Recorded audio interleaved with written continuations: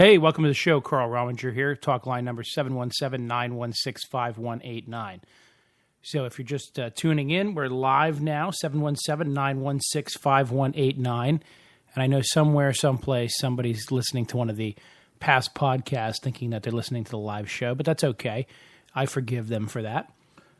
Big topic of the day seems to be President Obama and his prisoner swap, where he released 5 Taliban fighters from Gitmo in exchange for and I can't say this guy's last name, Bird-Dog. I don't know what the hell the guy's last name is, so we'll just call him, as everybody else seems to be calling him, the traitor, or the soldier that was brought home, or however you want to do it.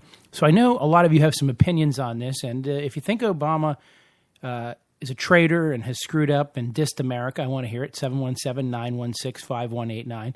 Conversely, if you think the president did the right thing, if you think the president protected our country and protected soldiers in the long run, I also want to hear it, 717-916-5189. And we will take your calls here live on the air.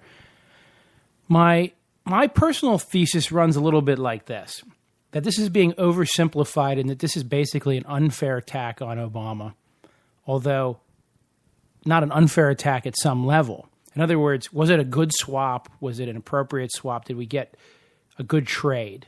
In other words, did we really bring home a soldier who was worthy of being brought home and give up guys who we could afford to give up? So we'll talk about that. First caller is coming here right now. Caller, you're on the air. Yes, calling about the prisoner. Yep, go ahead. Okay. Actually don't even know where to start on this one because there's just so many issues that I think came across it ever since this came to light. And I'll tell you, let me stop you for 1 second and say, it sort of all hit us out of the blue, right? It wasn't like we heard, oh, this might be happening, this could be happening. There had been some talks a while back that there might be some, theory about retrieving this gentleman, but literally you, I, and the Congress all learned it at the same time, right? Well, from what I'm seeing and hearing is that this was talked about at least 5 years ago. They had, I guess, Michelle Malkin broke the story literally 5 years ago when they're talking about this. Right.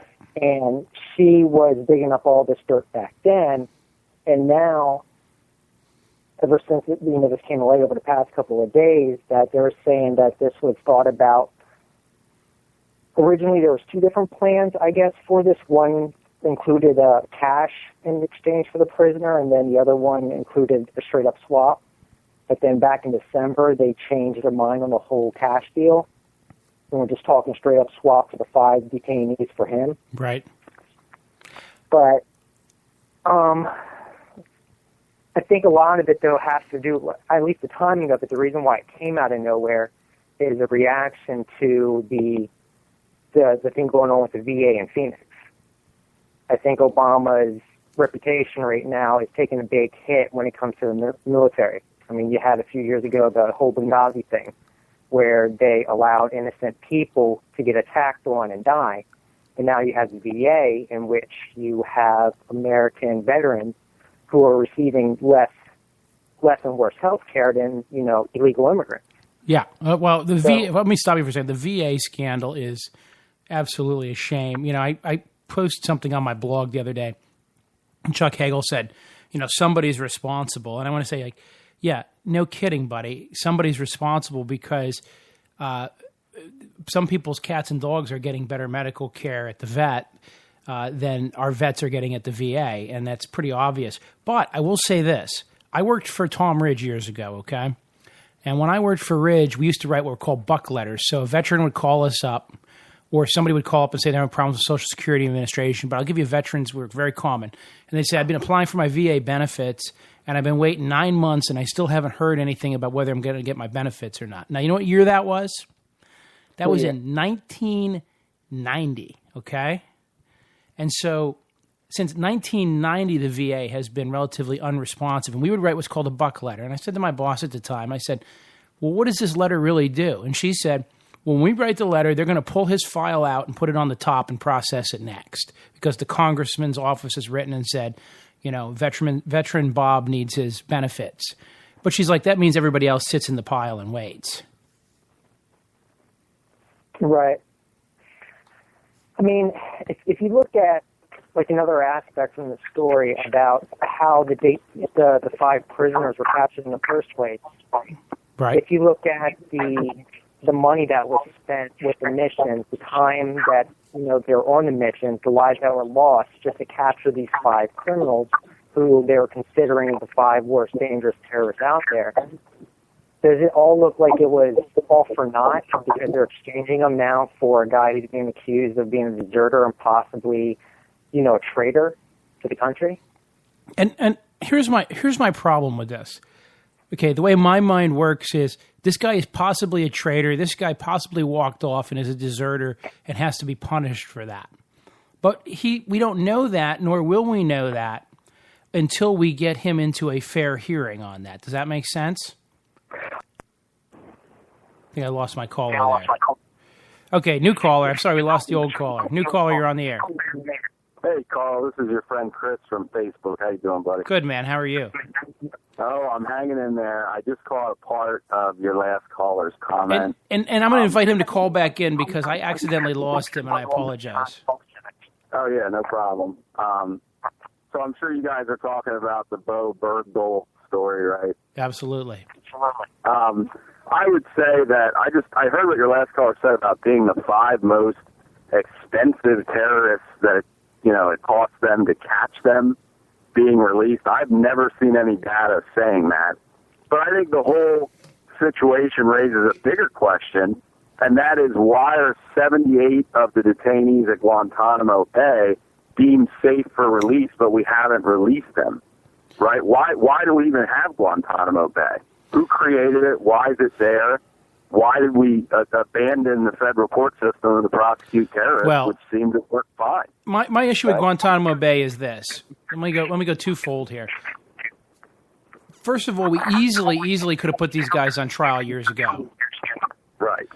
And we could have easily had a proceeding on this entire thing. Right. So to say that they're so dangerous or they're worthy of such terrible punishment, well, hell, try them and execute them. I have no problem with executing them as long as they're proven. I don't either. I want to make it clear. I don't have any problem with trying them and giving them lethal injection either if that's the court's determination, the jury's determination. And the real reason I suspect this was done was when they scooped these guys up, they scooped up a lot of people who really didn't do a lot of stuff. And so you can't really have trials because it's going to turn out that 2 out of 3 people you picked up really isn't guilty of anything. Well, yeah, I think they have a lot of people down there that they don't really have any evidence on them at all, and they're holding them indefinitely. It kind of reminds me of the Jews in Nazi Germany in some respects because it is scary, Carl. I mean, you got to say, if you take this as an independent person, it's scary that we're just going to create an offshore special jail detention center, and we don't really have any evidence on some of these people. And you're not allowed to know. By the way, the phone number here is 717-916-5189. And I know somebody's going to call in and say, oh, Rominger, you always compare everything to Hitler. But I'm going to tell you a little story. My grandmother lived in Germany during World War II, and she was a good Nazi Party member. And my grandmother... it's the normal thing to do. Right, and she explained to me that you didn't really think anything that bad was happening. In other words, from the general public's view, they took away criminals and bad people, and one of those people that happened to be bad were Jews because everybody knew Jews were bad. Right. And what am I getting for feedback on my Facebook post? But this guy gave a Muslim prayer. And you're like, that's justification? That should have nothing to do with it. Yeah, I saw on my Facebook a friend of mine made a comment about the dad talking in Arabic and doing the prayer, but, I quickly pointed out, hey, our Constitution guarantees freedom of religion. The guy's saying a prayer. You're just gonna demonize him because he did that? You know what I mean? Well, I also think... And I think a lot of people on your Facebook, they're fired up mainly because they think Bo was a deserter, which we don't have all the evidence on that. And if he was a deserter, I don't have any problem with him being brought back here and, having the uniform military justice rules applied to him as a deserter, if that's the case. But we don't know all the facts yet, to be honest. Fox News ran a picture of him in a ballet and, saying he's Buddhist. Like, if you're Buddhist, then you're a traitor. And I don't like that rhetoric. You know what I mean? Well, and I understand that in these questions, sometimes religion can become important because people say, Islam is and the radical Islamists are theocrats, and that's an issue. But, and I firmly believe this, we get confused very easily. Oh, did I lose you, Chris? I think I lost him. Well, I lost a caller there. Oh, we got a new caller coming in here. 717-916-5189. Caller, you're on the air. Yes, hi. There was a guy talking about the father of that soldier. Yes. And saying how he said a Muslim prayer, which is fine. My question is, was the father Muslim before his son was captured, or was he just doing that because his son was released? And if that was truly his religion, then that is fine.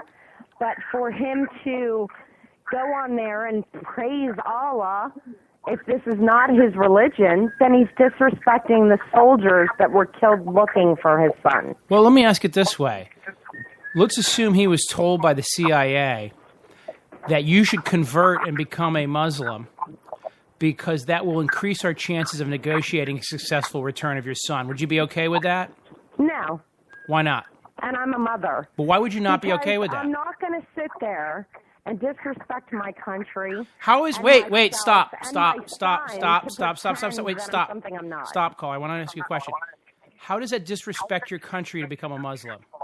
Well, first of all, I don't think that terrorist groups really care whether or not the father of a soldier is going to go on national television in America and praise Allah. That's where you don't understand the culture over there. So back in Afghanistan... Oh, no, I do understand the culture over there. My neighbors are... Okay, yeah, and I know some black people too, so I'm not a racist. But let me explain something to you. Listen to me very carefully. When the Russians went over to Afghanistan, okay... they had very similar issue. And one of the things that, they got their ass kicked over there. And one of the things that happened, and I lost both callers again, but that's killed them for a second so I can talk here. And then callers, feel free to call back. But here's my point, 717-916-5189. The Russians did terrible over there. But one of the things that happened, when they would blow up a tank or do something like that, the Russians would give the Afghanistans would give the Russian Muslims, because there were many Muslims from Russia over there at the time, they would give them the opportunity to come free. In other words, they wouldn't kill you if you came out and said, I'm a Muslim. I'm going to explain something to you. You can look this up. It increases your odds of being freed as a hostage because under Islamic law, people who are Islamic and of your faith have a different status than infidels like Christians. So by the father pretending to be a Muslim or even honestly converting to it, he increased the chances that they would release his son.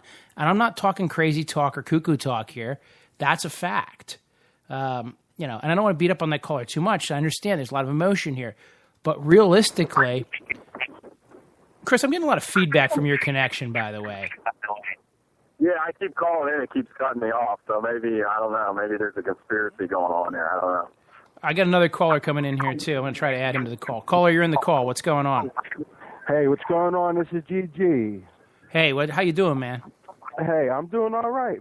Carl, listen, I'm calling in, and I'm hearing everybody so far talking about he's Muslim, he's this, he's that. And, who gives this? Can we cuss on here? Is this this is the internet, right? Who gives a shit, right? Yeah. Now here's the rule for the show, just so you know and everyone else knows. Well, no, you can swear. You can swear a little bit, but I still want this. I'm just emotional. I'm not trying to be cursing. No, it's all cool. Listen, it's cool. I still want my homeschoolers to be able to listen to the show. Okay. Right. I'm not saying cursing to disrespect nobody. Understand. But I'm emotional about this. I think this guy has a valid point, and it's kind of along what I was thinking today, is that you got all these people sitting on Facebook and sitting in their comfy homes, and, some of them really, really support the wars, and some think they're the wrong decision, but, why don't they sign up and go fight if it's so damn great? How do they know they wouldn't get to Afghanistan and go crazy and lose it and wander away or get, question the mission? Am Am I still here? Yeah, you're here. You're on. Go ahead. Well, here's my question, though. We're not looking at this the right way. We're looking at, why I'm a little upset about this. We're giving away 5 important members of a terrorist organization, okay, compared to 1 U.S. soldier. Now, let's put it this way. These terrorists, 5 members of this terrorist organization, could create and do more harm to more people than what it's worth to get back 1 soldier. When you sign up for the military, anybody, when you sign up for the military, you're signing away to give your life up for your country. Now, I'm not saying that it's right, but I'm saying that this is a risk. What can happen? Okay? It's one of the acceptable risks. Families know that this is what can happen. Okay, this is what it is. So when you have 5 members of a terrorist organization released for 1 person who, I mean, it's not even like he's a top head of the official of the government. But let me ask this question. It's not like they have anyone who's important. I know he's important because he's a human being, but he's not important on the realm of a scale of 1 to 10. But let's go back one step and say, what if the president came out and said, now, and I want to go with a couple precepts here. And callers at 716. Carl, how many people risked their lives and died to catch those 5 men that they just released? I understand, but let's talk about something here for a minute. You realize they released a lot of Germans after the war and a lot of Japanese, right? This ain't like the 30s or 40s. Everybody says it's always different, and trust me, if you go back and read historical literature, everybody of every period thought their period was special. But I want to point this out to you. Just hear me out for 1 second.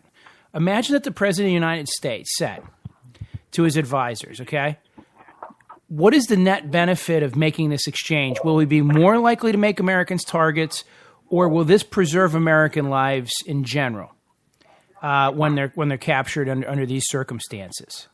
And his advisor said, well, you know what? Actually, this will encourage some of these radical people when they capture an American to keep them alive.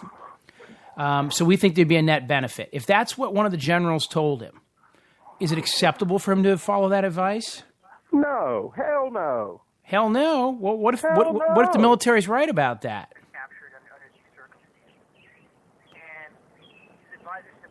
I got somebody listening to their radio. You got to turn your radio. When you're on talk radio, you got to turn your radio down in the background. But I can't hear.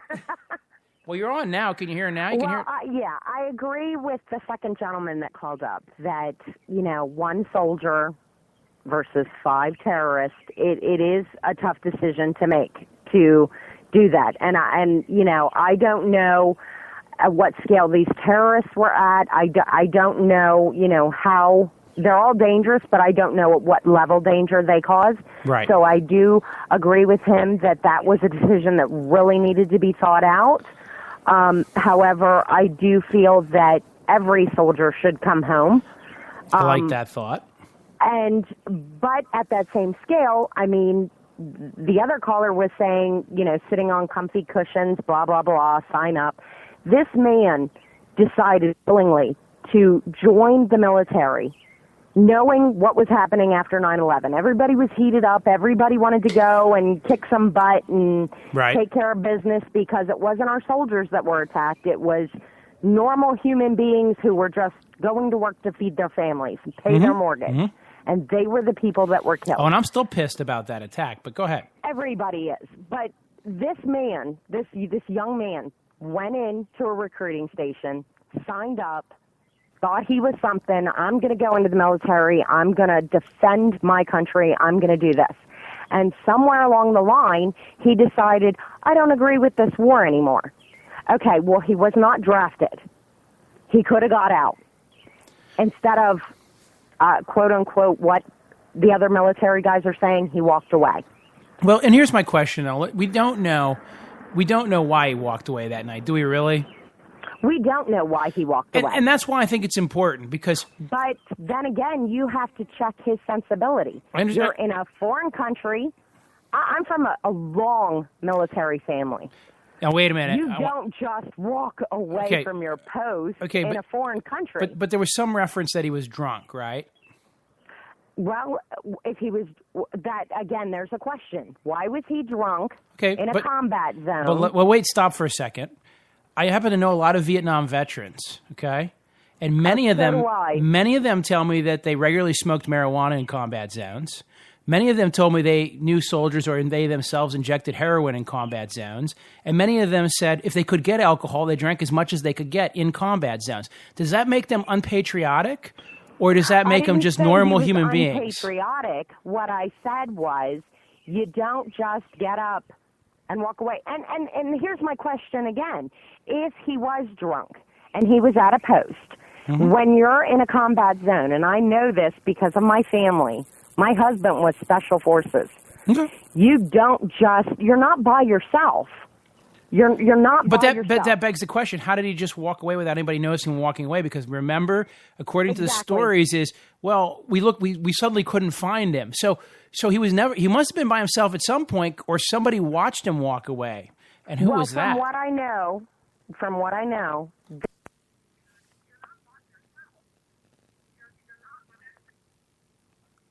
Have I got you there, caller?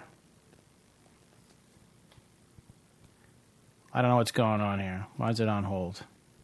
I don't. The government keeps so much stuff from us, and we only hear bits and pieces. We never get the full truth. And so here's why I have this. I'm defending Obama on this, because bring the soldier home, bring him back to America, and then later, if it turns out he's a deserter or worse, somebody died looking for him when they didn't have to, punish him, punish the hell out of him. But okay. With that said, if he was in prison for 5 years and the administration knew about this, then why wasn't anything done up until this point? Well, here's why is it all of a sudden, after 5 years, all these soldiers were killed looking for him?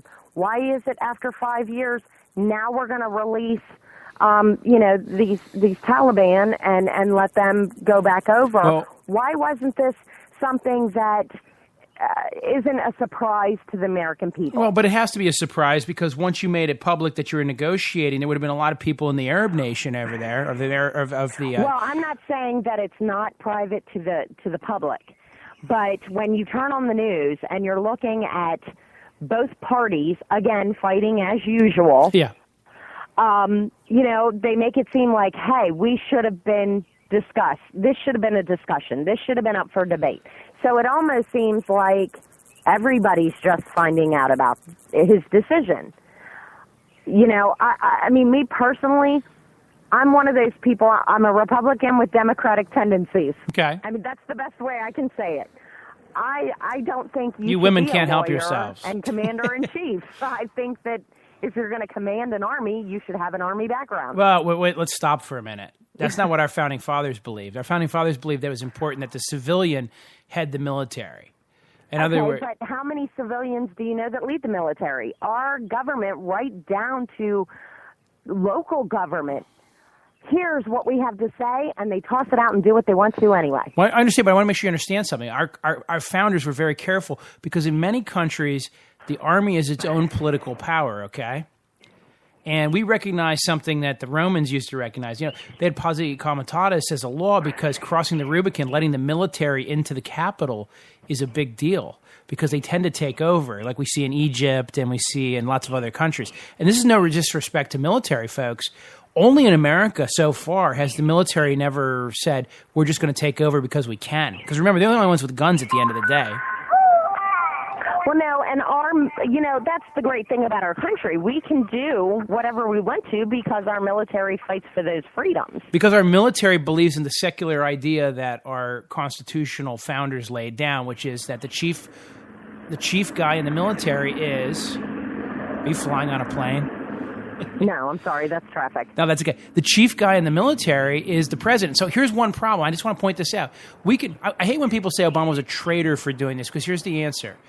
He could be a poor decision. It could be the worst decision in the history of the American military.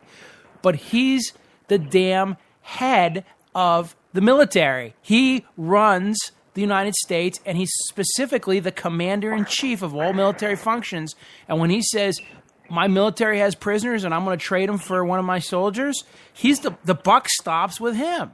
And I'm not so sure that I'm willing to go out on a limb and say he's an actual traitor, but I do feel that sometimes he has his own agenda, which does not constitute well, wait a minute. The American people want. A majority of Americans voted for him in 2 elections, right? Well, let's look at that, because I can tell you right now that in the state of Pennsylvania, if you look up the polling things, only the major cities were the ones to have the higher Obama count. Move to Canada. If you don't like an American democracy, if you're upset that the guy who gets the most votes becomes the president. Democracy, everybody's entitled to their opinion. I just have my own. I feel that, you know what, he wasn't what I wanted in the office, and you know what, other people wanted him, and they're entitled to that. But that's my point. Once he was chosen by the majority, he becomes the commander-in-chief, and it's his discretion to do these things. And guess what? If he screws it up that badly, we'll vote a Republican in. But you know what? I have a bad feeling that I don't even necessarily think that that's the option, voting a Republican in. I'd just like to see somebody come in there who actually has the American public's best interest. Well, that's one of the reasons I'm excited to actually see Tom Wolf for governor here in Pennsylvania. I usually vote Republican, but Corbett's an idiot. So do I, but I'm not really fond of Corbett either. Yeah, Corbett's an idiot, and Tom Wolf actually ran a multi-million-dollar business successfully for years. So hopefully he's going to continue to... I mean, you know, like I said, I'm a Republican with Democratic tendencies. I don't feel that Corbett has our best interest at hand. I mean, even school policies. He'll say that these Act 180 days constitute a day of school for children because teachers are preparing. Well, that's not a full day of learning for our students. Yeah, and he also said... I can't say that I'm a Republican versus a Democrat, because there have been Democrats that I totally agree with. He also said, which I like, is that he's putting $1.5 billion into education, but $700 million of that is money that was owed to the state pension fund that hadn't been put in previously, but was owed. But somehow that's educating our children by paying a debt to the retired teachers that we forgot to pay in the past. And now their revenue's down $500 million for the year, so I don't know what the state's going to do. But I appreciate your... Like I said, I mean, I'm not going to sit here and bash Obama on everything he's done, because, you know what? Pennsylvania has now passed the gay marriage. A lot of people don't like that. But I feel that if you make a home with someone, they should be entitled to the same benefits as anybody else. If you die, your parents walk in and take away from your partner who's lived with you for 20 years. I mean, I just have strong feelings about that too. But I am going to say that a lot of things that he's done have made me question. You know, a lot of the first ladies do a lot of things. You like them or you don't. I like Michelle, but her enforcement on the school food for children. Most children are throwing out their school lunches. I just think that some things should be left on a government level and other things on a state level. And it prospers the American people better than having the government tell everybody what they need to do and what's in their best interest. As far as... You might be a libertarian. As far as him trading the Taliban in, I really can't voice too much of an opinion on that, because if it wasn't for the law, no soldier left behind, I wouldn't be here. Do you remember... My father was in Vietnam. You know, and everybody likes to make fun of George Bush, and I'm sure I'm going to have... my wacky... Well, I'm from Texas. As a president, I didn't agree with everything he did. I supported him during 9/11, but as a person, a human being, I thought he was a decent human being. He tried. Well, right. Let me. Reagan, just like Carter, just like Clinton. Of course, you know. Well, Clinton, he some hobbies. Some of that stuff behind doors. A couple hobbies. Yeah. Hey. Yeah. So, but I mean, I think that there's. I think it's a really hard job to do, and no matter what decision you make, you're going to get bashed. But, you know, my problem is the same as most people's. You know, we can't forget what was sacrificed for this one man. Was it worth it? And here's why I want to say we may never know the answer.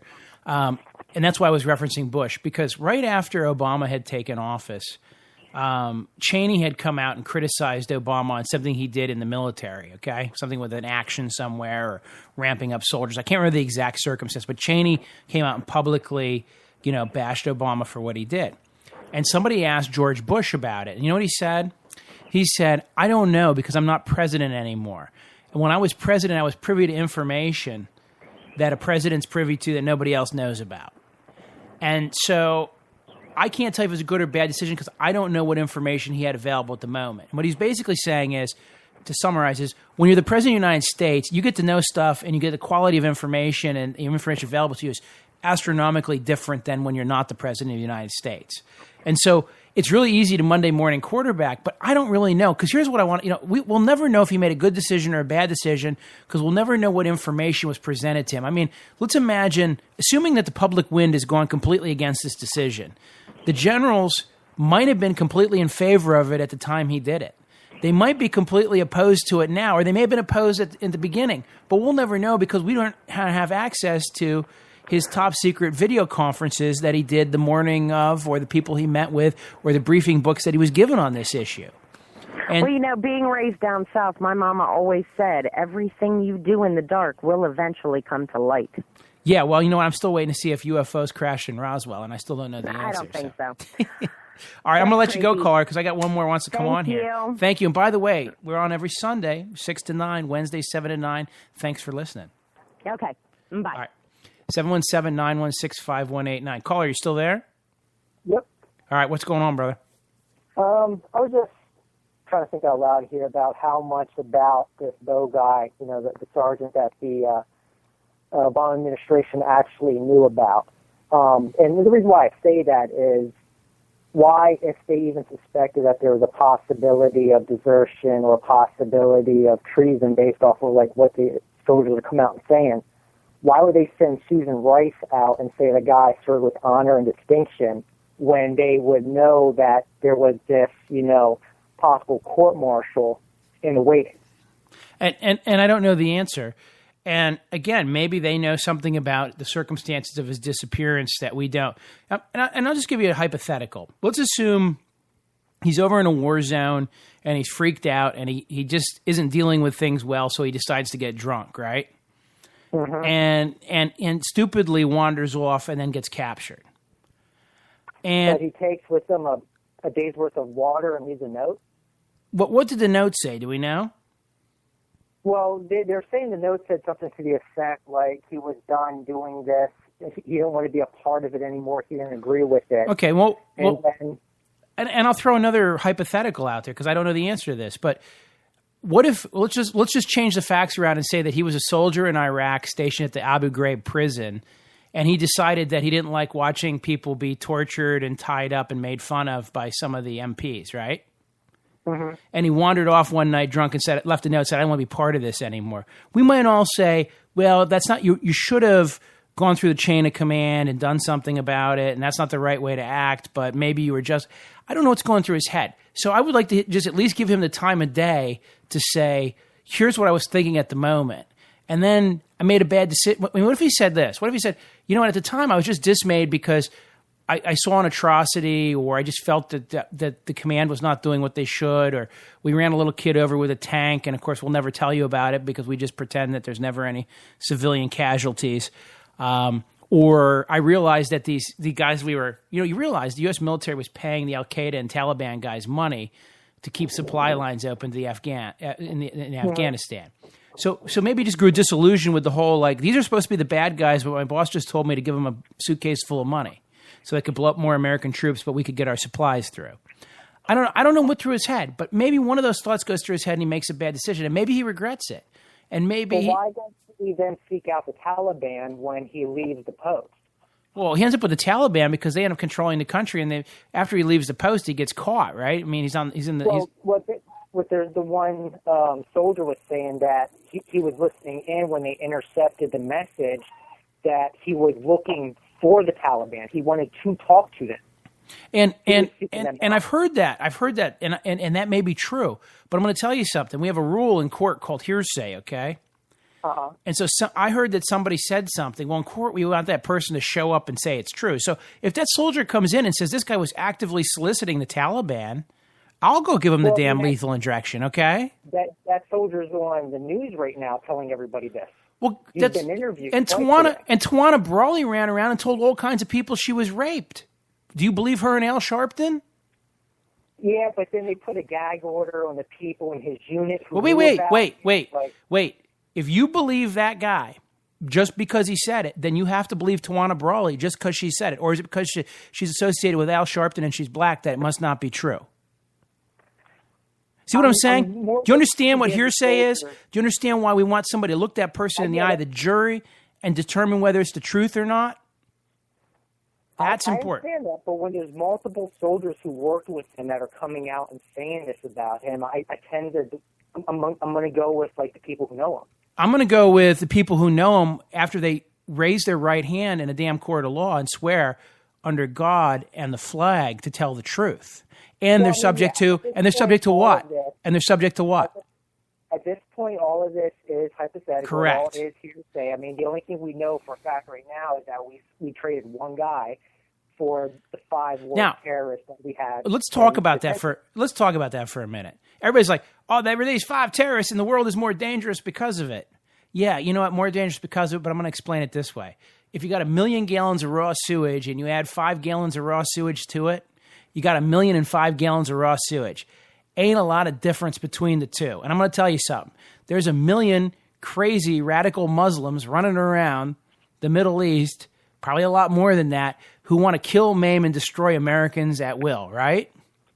So big frickin' deal, they got 5 of them back. It's still 1,000,005 to 1 instead of 1,000,000 to 1. No real difference, but we got a troop home. Right? I mean, that's another way of looking at it. If we're classifying them, though, on levels of danger, and these are, we consider like, you know, even the FBI has a top 10 most wanted. These guys have been in prison for 15 years, man. They are completely out of the loop. They probably don't even know what a cell phone is at this point. I don't know. Like none of this is just passing the smell test. Like, what about the fact that they're saying that this could have been an actual violation of the law? The fact that he didn't give Congress 30 days notice? Yeah, it is an actual violation of the law. I agree. But some violations of the law will be tolerated. And I'm going to give you an example, because if you believe that all laws should be applied uniformly all the time, as some callers often do. By the way, the talk line number is 717-916-5189, 717-916-5189. I'll tell you this. Then every person who goes over 55 miles an hour should be written a speeding ticket, right? But police are accorded, prosecutors are accorded what's called discretion, which means they can give you a warning, or they can simply say to you, "Slow down, sir." Or if you're driving and your equipment is not, your car windshield wiper broke off, right? That's illegal. You can't drive the car with a broken off windshield wiper. The police officer is entitled to take your car off the road for that. What do most police officers do? They say, "Here, sir, your windshield wiper's broken. I'm going to give you a 10-day warning. Get that fixed, and there won't be a problem," right? Now, if a guy breaks into my house, I can shoot him. But technically, I'm guilty of homicide. But we would then say that necessity and self-defense overcame the act itself. Therefore, while I did, in fact, commit homicide, I won't be held accountable for that breach of the law, because the government can't prove the additional element that my breach of the law wasn't necessary or appropriate under the circumstance, okay? So all these people who want the law to be applied technically, I hope that everybody applies all law to them technically from that day forward, so they can discover what the world's like if the letter of the law is held against everybody all the time. So the president could simply say, "You know what? I just made a call, and I said, you know what? I'm supposed to give these idiots in Congress 30 days notice. They can't keep anything secret. I got time frame issues. I got problems here. The buck stops with me, and if they want to prosecute me later and impeach me because I brought an American soldier home, to hell with them." I think he could do that. And you're right. But don't you think politicians should be held to a higher standard, especially since the whole point of this is the checks and balances? Okay, so let's reverse this story just a little bit, okay? I want to change the facts one time just to see how you react to it, okay? Okay. Assume that Bo Bergdahl was not wandering off the base, but one night there was a big Taliban raid on the base, and they took 3 prisoners, and they executed 2 on TV, okay? And the third one left was Bo Bergdahl. And they said, in the secret negotiations, we won't execute him. We're going to keep him for a little while. And then they say, you know what? At one point, they announced, we're going to kill him next week, or we want to kill him in 5 days, or we want 5 Taliban fighters. And the president says, you know what? I'm going to bring this boy home. Would there be any question that it was a bad decision? That he didn't give Congress 30 days notice? Would there be any question about that? If it was still the same 5 guys that they just released, I think there would still be a lot of controversy. I think there wouldn't be because you'd be seen as anti-military. But somehow Bo Bergdahl has been tainted. He's tainted evidence. He's tainted, somehow. And so it's okay now. It's okay to be not happy that a soldier got home. It's okay to be. When the president takes that oath for the office, isn't there a part in it where he says he'll uphold the Constitution and defend the country from foreign and domestic invaders? Absolutely. So I'm going to ask you this question: what do you think about Ronald Reagan as a president? Would you think that this violated that oath and obligation that he took? No, because as long as he thought it was in the best interest of the country, it's not a violation of that oath. Well, how is letting the 5 war as long as he thought it was in the best interest of the country? Okay, that's what's important. What he thought, not what you think, not what I think, not what 99% of Americans think. That may be true, but then even though if he thought that, he still had to give Congress 30 days notice. Not if he thought that the guy's life would be lost and that following the law would result in the loss of life. Let me ask you this question. If the police officer says, I have to drive my car at 55 miles an hour, right? Mm-hmm. Because police cars have to follow the speed limit too, right? Mm-hmm. Why can they go faster than the speed limit? Where does it say that anywhere in the law that a police car can go faster than a speed limit? I get what you're saying, but there are steps that are written. Because basically what this turns out is that it becomes, basically it makes Obama or whoever the president is, if they go through the similar process of their judgment, it turns them to what, like a king or a dictator? Okay, right. There's no point of having a Senate. There's no point of having a House of Representatives. And now you're making sense. You're right. At some point, if a president routinely or actively engages in this kind of conduct, you're right. He could become like a king, and he could become a problem, and he could become an issue, and he could become like a dictator, right? Mm-hmm. And I agree with you. And in fact, I think your point is great, and in fact, your point mitigates in the opposite direction. So I'm gonna score you 1 in that column, but I'm also going to remind you that there's a remedy. It's called impeachment, right? Mm-hmm. And if the violation is significant enough, then it's the Congress's job to impeach the president. Now, the last time they tried to impeach a president, it was over cigars and interns and all kinds of silliness. And lying under oath and those sorts of things. And I'm not saying Clinton was blameless, but this would probably be a better case to make an issue about it. Like, what is executive power? Was it an appropriate use of executive power by the president? Did he violate the law, and is it unforgivable? I'm not sure the politics of the nation would. I think the Democrats would score a lot more points, and impeachment would be impossible. In fact, they'd probably strengthen their position in the next elections if we went after them too viciously for this. Talk line number 717-916-5189, 717-916-5189. But no, I think you have a really valid point there. And we have concern because Obama has more – see, and that's the other thing. I have a lot of listeners who for some reason think that based on this topic, I'm just like – I saw on Facebook, you just love Obama. And I'm like, if you read my stuff, first of all, I hate the global warming BS. I hate the American ACA. I hate all kinds of things Obama's done. I just feel like at this point – as the American president bringing a troop home, he deserves a little bit of credit, and we should leave him alone on it. But I also agree there is a pattern of him simply saying, if Congress doesn't want to do it, I'm going to make an executive order. Or, if they're not going to do what I want to do, I'm just going to do it anyhow. If they're not going to fund it, I'm just going to move money around. That's not how our government's supposed to work. But the Congress has the power in the House of Representatives, right, to vote to impeach the president. And the Republicans do control the House, don't control the Senate, so he probably wouldn't get convicted. But the power of impeachment needs to be used from time to time, and I'm not sure. I think actually we hurt ourselves as a republic when we used the power of impeachment to go after Clinton for things that ultimately weren't substantive, as would be going after Obama, which would be better substantive arguments based on his abuse of the executive branch's power. But anyhow, I just want to make sure you understand. I agree wholeheartedly with you. You're right. It's dangerous when the president is a king, isn't it?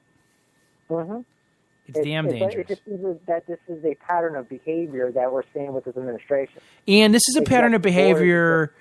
This is a pattern of behavior that's not just a Democratic or Republican problem, by the way. This is something that's been escalating since the end of the Second World War, where presidents have been acting, with more and more as kings with power of life and death and the ability to simply do what they want, either through political force or because the Congress simply won't give oversight.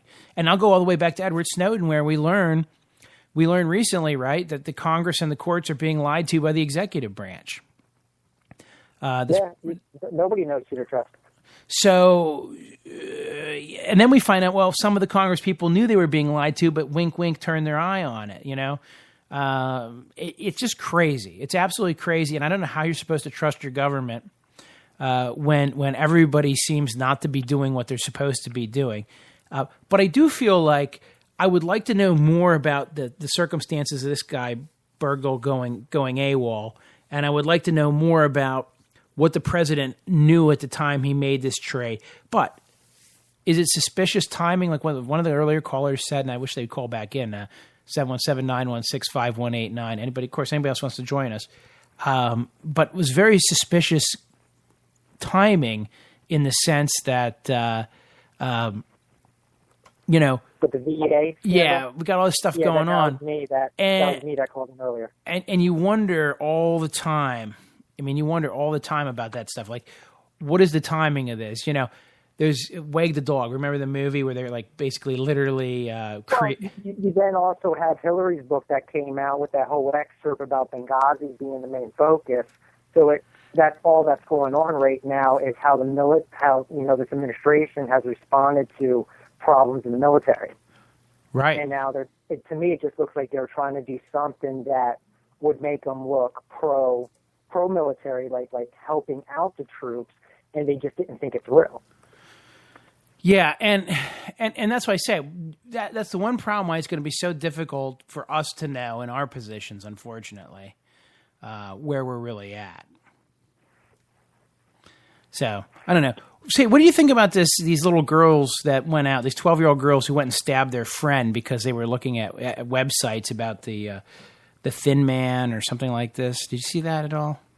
Yeah, I think that's going to be that. It's the problem's a lot bigger than that. I'm actually a child therapist, so I deal with a lot of this type of mimicking and children looking for basically with the social media and this unlimited access to internet and all these violent video games.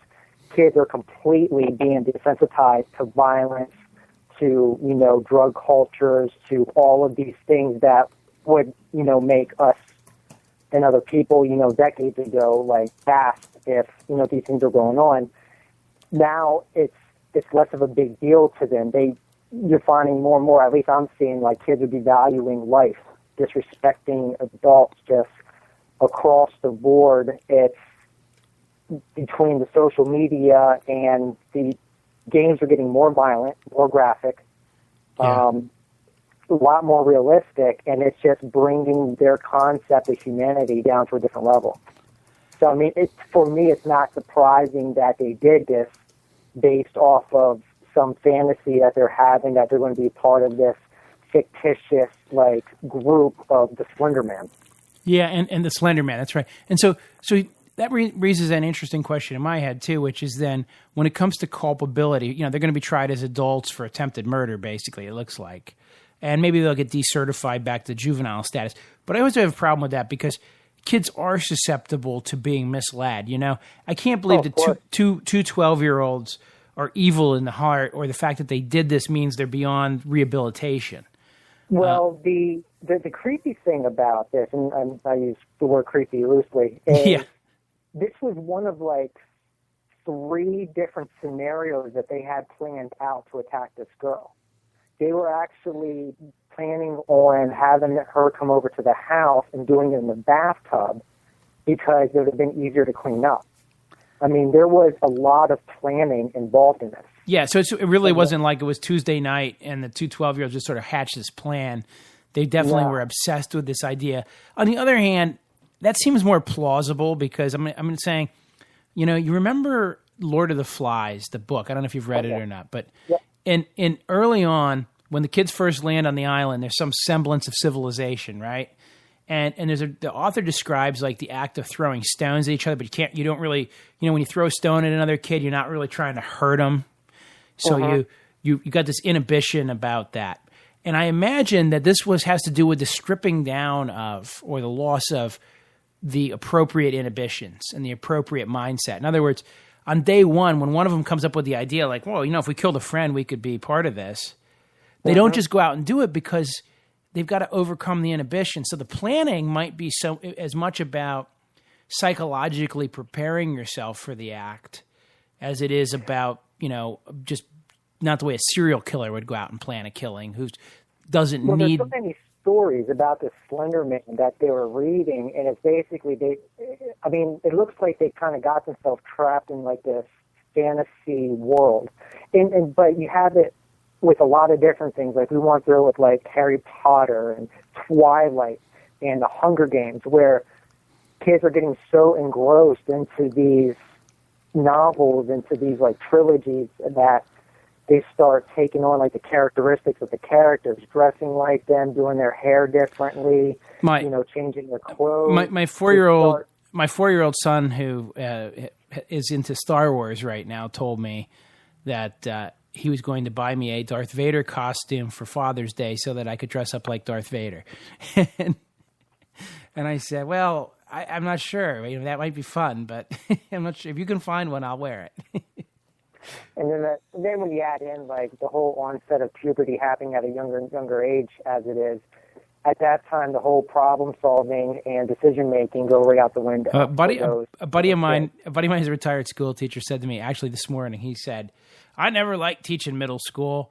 Those kids have no idea what's going on. They don't know if they're kids, if they're adults, if they're coming, they're going. They don't have any idea where they stand in life at that moment." Yep, they're trying to figure out who they are, trying to find out like which cliques to get with, and then that's like when they're also the meanest. They're because they feel bad or somebody's picking on them. Now they're picking on somebody else, and it's just. And this is my observation. My observation is whether your son or daughter turns out to be a bad kid or a good kid has less to do with your parenting and more to do with who they hang out at school, because they spend more hours with those people than they do. That's just my thumbnail. Like I would want to meet my kids' friends. Peers are very influential. Peer pressure is a real thing, and it wouldn't even surprise me. Like if one of the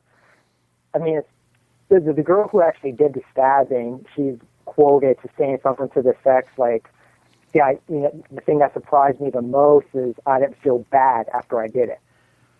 Yeah. And this is what she said to, I guess, the cops after they got picked up, like, walking on the highway. Yeah, with a bloody knife in her purse. And this is no Leopold and Loeb when it comes to intelligence, I don't think.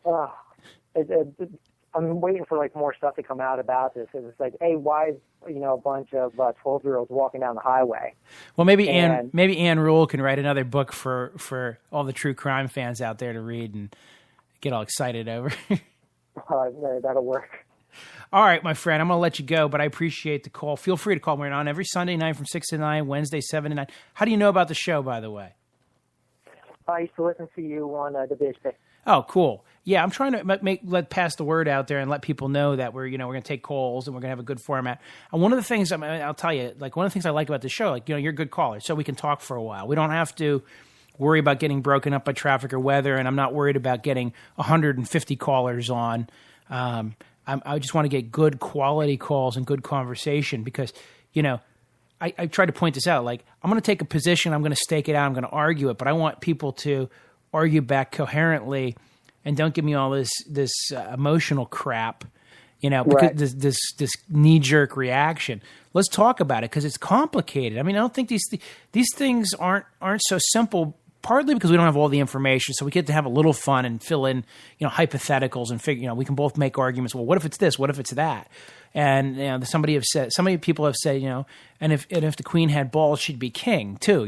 But it's an interesting hypothetical. But why are we even talking about it? On the other hand, I like hypotheticals because you change the facts around a little bit and it helps you better understand what you're really saying in your mind. What am I really saying here? Let's change the facts around. And I also find, by the way, when you change the facts around, if you change the emotional story, people's legal analysis or analysis of right or wrong changes based on where the normal human sympathies lie, if that makes sense. Oh, completely. And I like doing that sometimes just so we all remember, and I'm guilty of the same thing, trust me, that it takes a lot of skill and a lot of caution to analyze something logically and avoid the emotional overlays. You know, I always said I don't want a doctor in the emergency room who's afraid of blood. And some people just aren't right for different things. But on the other hand, everybody can learn to stitch a wound if they had to. And that's what the mental exercise that I like to go through sometimes. So keep us in mind and call in. And just remember, if you miss a show, you can hit it on the podcast at carlrominger.com, okay? Appreciate that. Thanks, man. All right, you're listening to the Carl Rominger Show. I've been talking with some callers here, so if anybody else wants to get on the air, feel free to call in, 717-916-5189. We're going to be on for about another hour here, 717-916-5189. We've been talking about the Bo Bergdahl, or whatever the hell his name is. I don't know. Who cares what his name is? How is his name even relevant? I don't know. I posted an article on Facebook basically saying that what Obama did saves American lives. If you have a problem with that, call in 717-916-5189, and you can tell me why that's not true. But generally speaking, my position and my understanding of the matter are pretty clear. The president had an option to bring home a soldier. Not any soldier, but a soldier who apparently disappeared or went AWOL under less than ideal circumstances, who may have walked off his post and may have even been an enemy sympathizer. Now, I find it hard to believe that the entire military establishment allowed this exchange to happen, and or there hasn't been some leaks of some information saying that they were squarely against it. And in fact, what I've been told is that many soldiers consider this a slap in the face. I've also heard and seen some posts from other soldiers saying, yeah, it's complicated because I don't like who this guy is and I don't like what I'm being told he did. But on the other hand, I like the fact to know that, yes, if I'm trapped somewhere, I'll be brought home. I will be exchanged. And of course, some people are saying, well, that's not even the issue. The issue is who we gave up to get him back. The 5 most dangerous Talibanis in the world. I'm going to go back to what I told a caller a minute ago.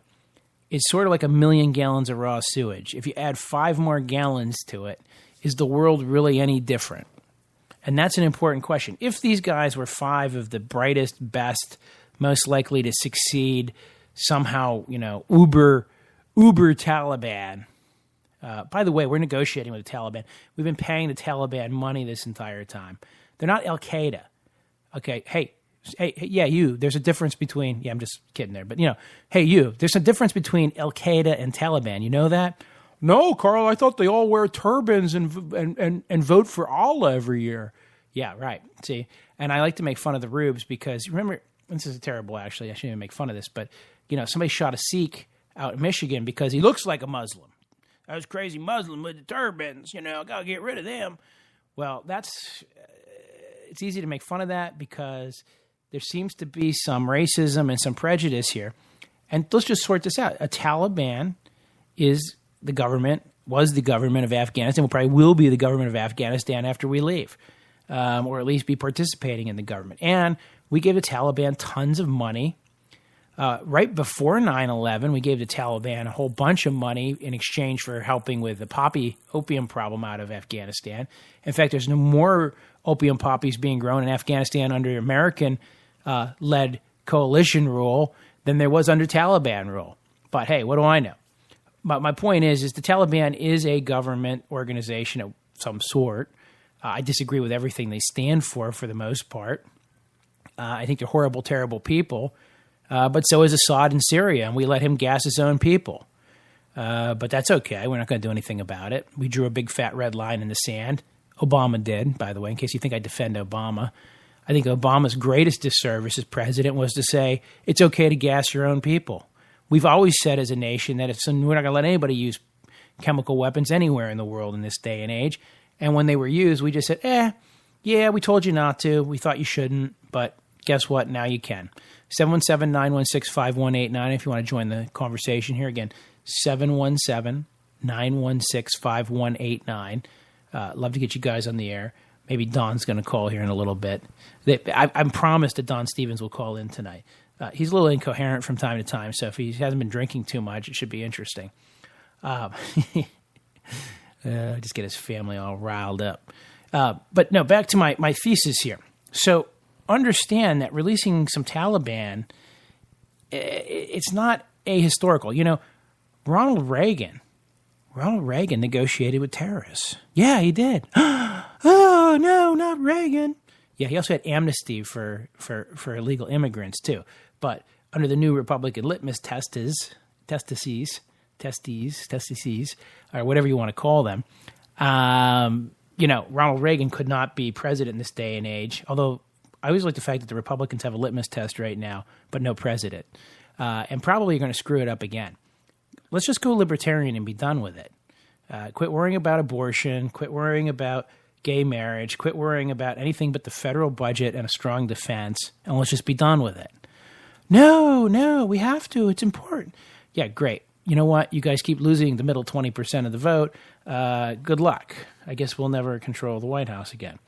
But hey, what do I know? So let me, actually, I do know some things. I correctly predicted that John Roberts would be the guy to screw us on health care. Yeah, I did. I called that one. I have radio proof of me doing it before the decision came out, saying he was going to be the surprise vote. I knew it. How did I know it? Well, it was a good guess. But my point on all this is I'll make another good guess. We probably won't. We're going to have a Democrat as governor here in Pennsylvania based on a 50 to 30% margin right now. I'm pretty sure of that. One. I mean, I guess it's possible Corbett could still pull it out of the you-know-what, but I doubt it. I can also tell you that unless the Republicans find a real candidate, one who's not going to be too preachy and one who's not going to be too crazy going out, trying to route up the Mexicans out of America or whatever the party base seems to want, whatever quasi-racist thing the pretend Tea Party is forcing on. And I say pretend Tea Party because there's the real Tea Party and there's the pretend Tea Party. Whatever they're forcing on the American people at the moment. What the real Tea Party stands for is low taxes, low government spending, low government control. Stay away from everything else. Small government. Small governments let people do what they want to do and they sort it out between them. That's what we should have. By the way, if you want to call in, you want to join the conversation, we had some great callers in the first hour. So if you want to be one of the great callers in the second hour, it's 717-916-5189. That's right. You could be a great caller. Even you could be a great caller. That's the great pumpkin, Charlie Brown. Yeah, but seriously, let me read you some of these comments here. I don't have anybody around here just prepping this stuff for me, so I have to do all this stuff myself. So let's look up some comments here. And I'll read them. I should probably give you the people's names too, right? Did they agree to have their names broadcast on here? I don't know. That was another interesting question. Like, what did they agree to by posting on Facebook? I don't think you have any expectation of privacy in your Facebook posts, although a lot of people think they do. How can my employer use that against me? I don't understand that. I get that one a lot. Back when I was a practicing lawyer, I used to hear it all the time. Like, no, I put that on Facebook. They can't use that. My employer can't look at my Facebook post, can they? Like, heck, in lawsuits, it comes up all the time. Okay, so, I said Obama's prisoner exchange will save American lives. Posted my article. Okay, so, oh boy, let's see. I think it's shameful when our commander-in-chief stands beside a man, puts his arm around him, and smiles and nods in agreement when praying in Islam that tweets American soldiers should be punished for atrocities in Afghanistan. Well, obviously that guy doesn't like what happened. And let's see. Or what else have we got? We got some other good ones on here. I'm looking for the mean ones that I can read. Some of them kind of go a little crazy. This guy, Kim.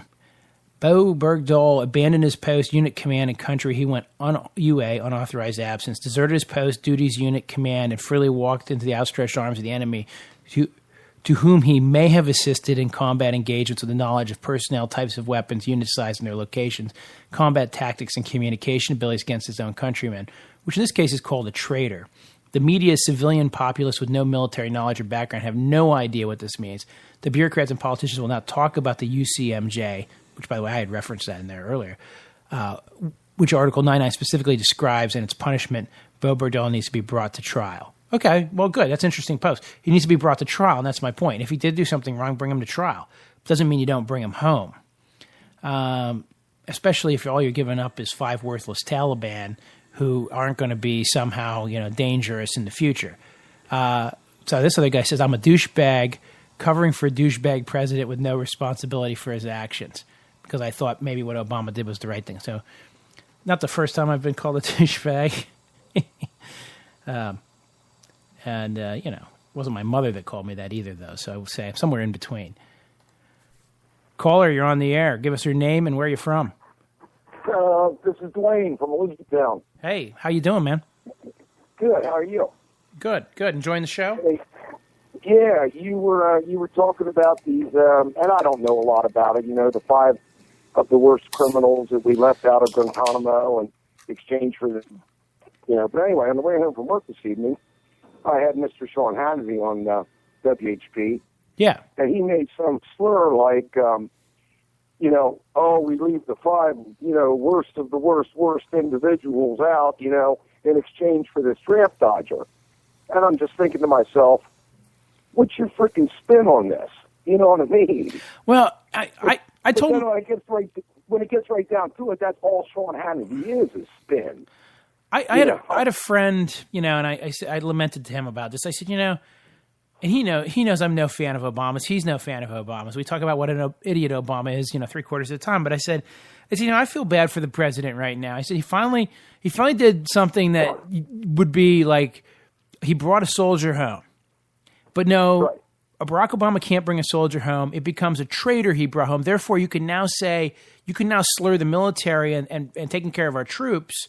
Because I guarantee you, if this guy had been executed and then somebody leaked that Obama was offered the chance to give up 5 Taliban guys in exchange for his release, Ted Cruz and all the other Republicans would be up there going, we demand to know why the president didn't consider exchanging these guys for our troop.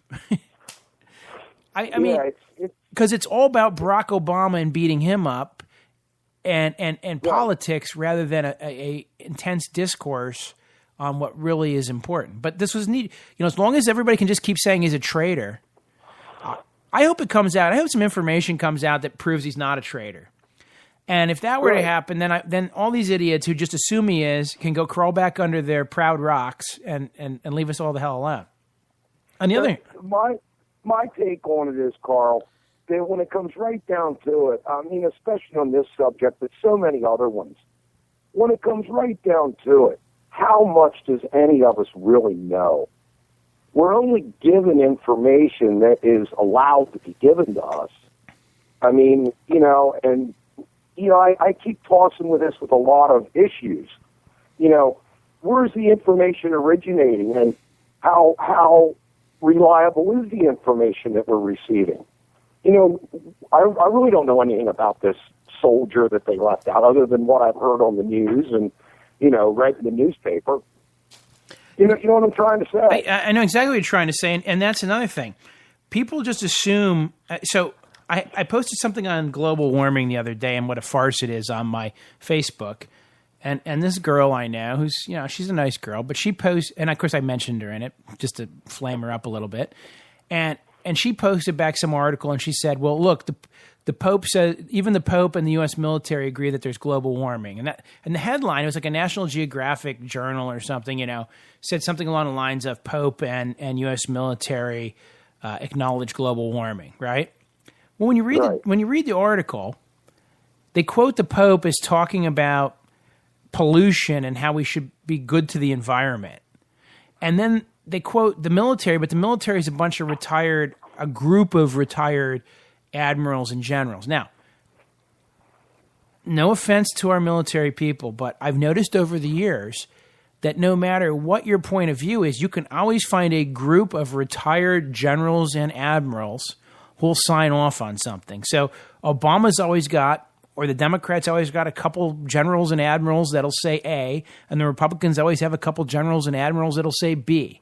So the mere fact that somebody was a general or an admiral and they say they believe global warming is an issue doesn't tell me that the U.S. military is on board. It just tells me that a group of retired generals or admirals think this is an issue. And as for the Pope, I wrote back and I said, show me in the article where he even says anything about global warming. But here's my point. That headline, that just simply the headline that says, you know, Pope and U.S. military acknowledge global warming, I'm a critical reader. I know I am. The girl who posted this is a historian and should be a really good critical reader. But I think she just got flubbed into the headline in the first couple paragraphs and didn't read the rest. And right. And my point is, information is very easy to misread. I know for a fact that I've misread cases before. I've misread articles. I've realized, you know, I've skipped a word somehow and just missed something. But when people are intentionally trying to manipulate you by either, you know, writing things in an emotional way but being devoid of fact, people just tend to grab hold of these things and believe that they're absolute fact. And that's why I like cross-examination. It's a lot like our mainstream media does. You know, I mean, I don't like to pick on Fox News, although I love to pick on Fox News. But, you know, they hire these political analysts. Well, first off, what the hell is a political analyst? And two, as far as I'm concerned, you and me are as good a political analysts as anybody else. You know, but yet they put these people on there and they spew this junk, and then everybody's supposed to call it a fact. Right. When it is basically nothing more than somebody's opinion. You know, but yet we're supposed to, you know, think that this is the way it is. This is the law of the land. This is, you know, how it really happened. And I question in my own mind all the time, well, how do I know this? I don't know this. I wasn't there. I didn't see it. I didn't hear it. You know?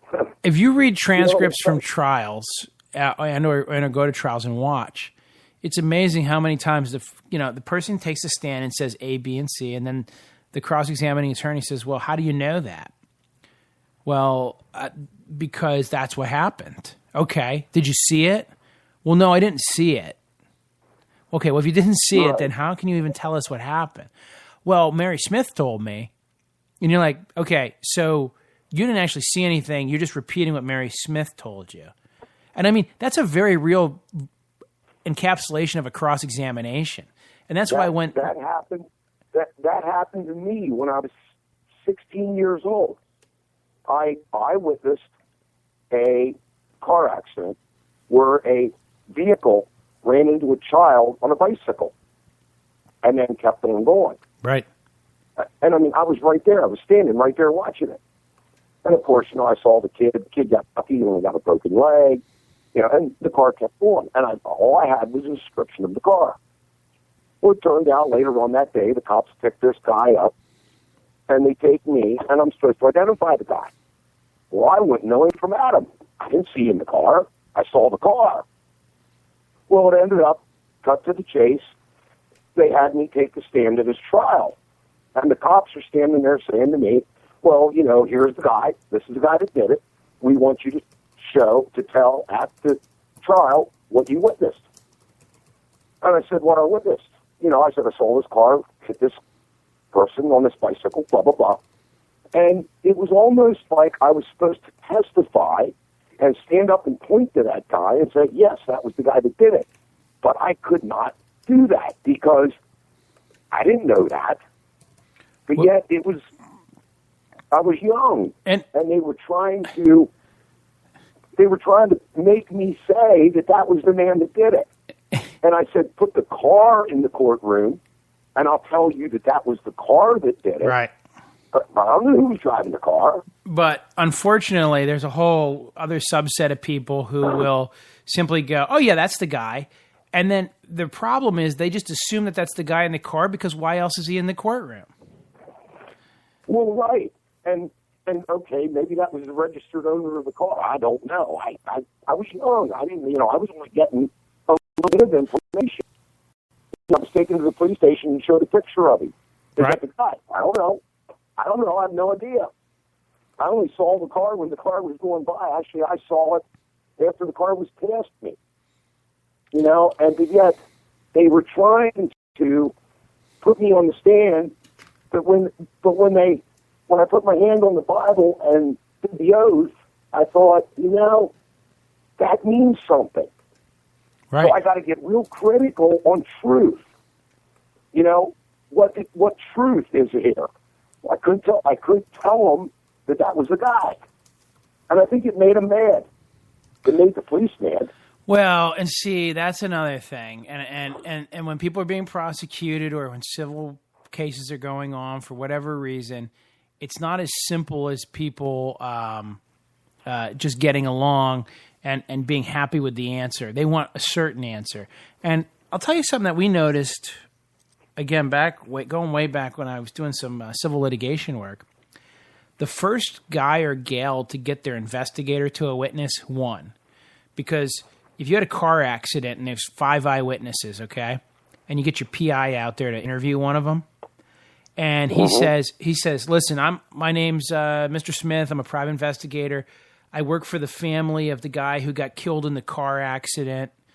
You know, he was the victim, and so did it seem to you that he was speeding? Okay, well, nobody wants to like be adverse to the person who's questioning them, right?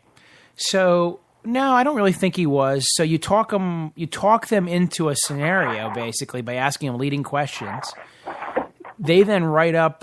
You then write up the thing and have them initial it and sign it.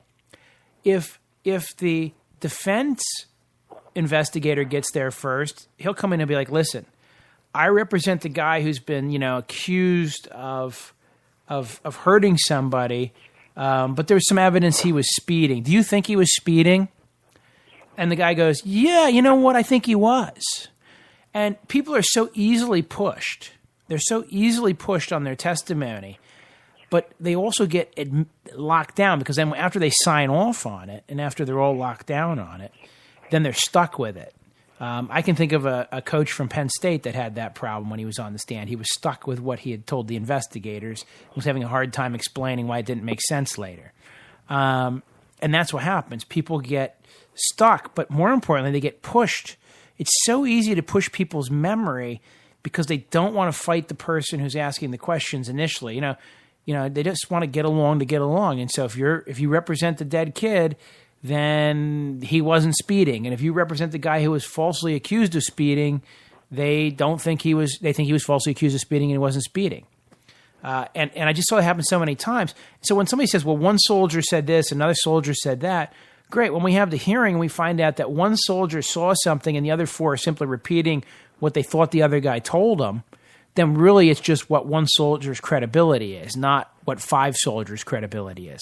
And people go, 5 guys can't be lying. You're like, no, 4 guys are simply repeating what man number 5 told them. So let's find out what man number 5 really knew, what he knew when, who he told what to when, and make sure that he's solid on this before we call somebody a traitor. I don't know, I'm just saying. We shouldn't throw that word around lightly. Right. And just like, you know, go back to the Guantanamo thing and the 5 guys we released. How do we, you and me, and the rest of your listeners, really even know what these guys are all about? Well, and I have a suspicion that a lot of these guys... First off, I don't agree with Guantanamo at all. I didn't agree with it from day one.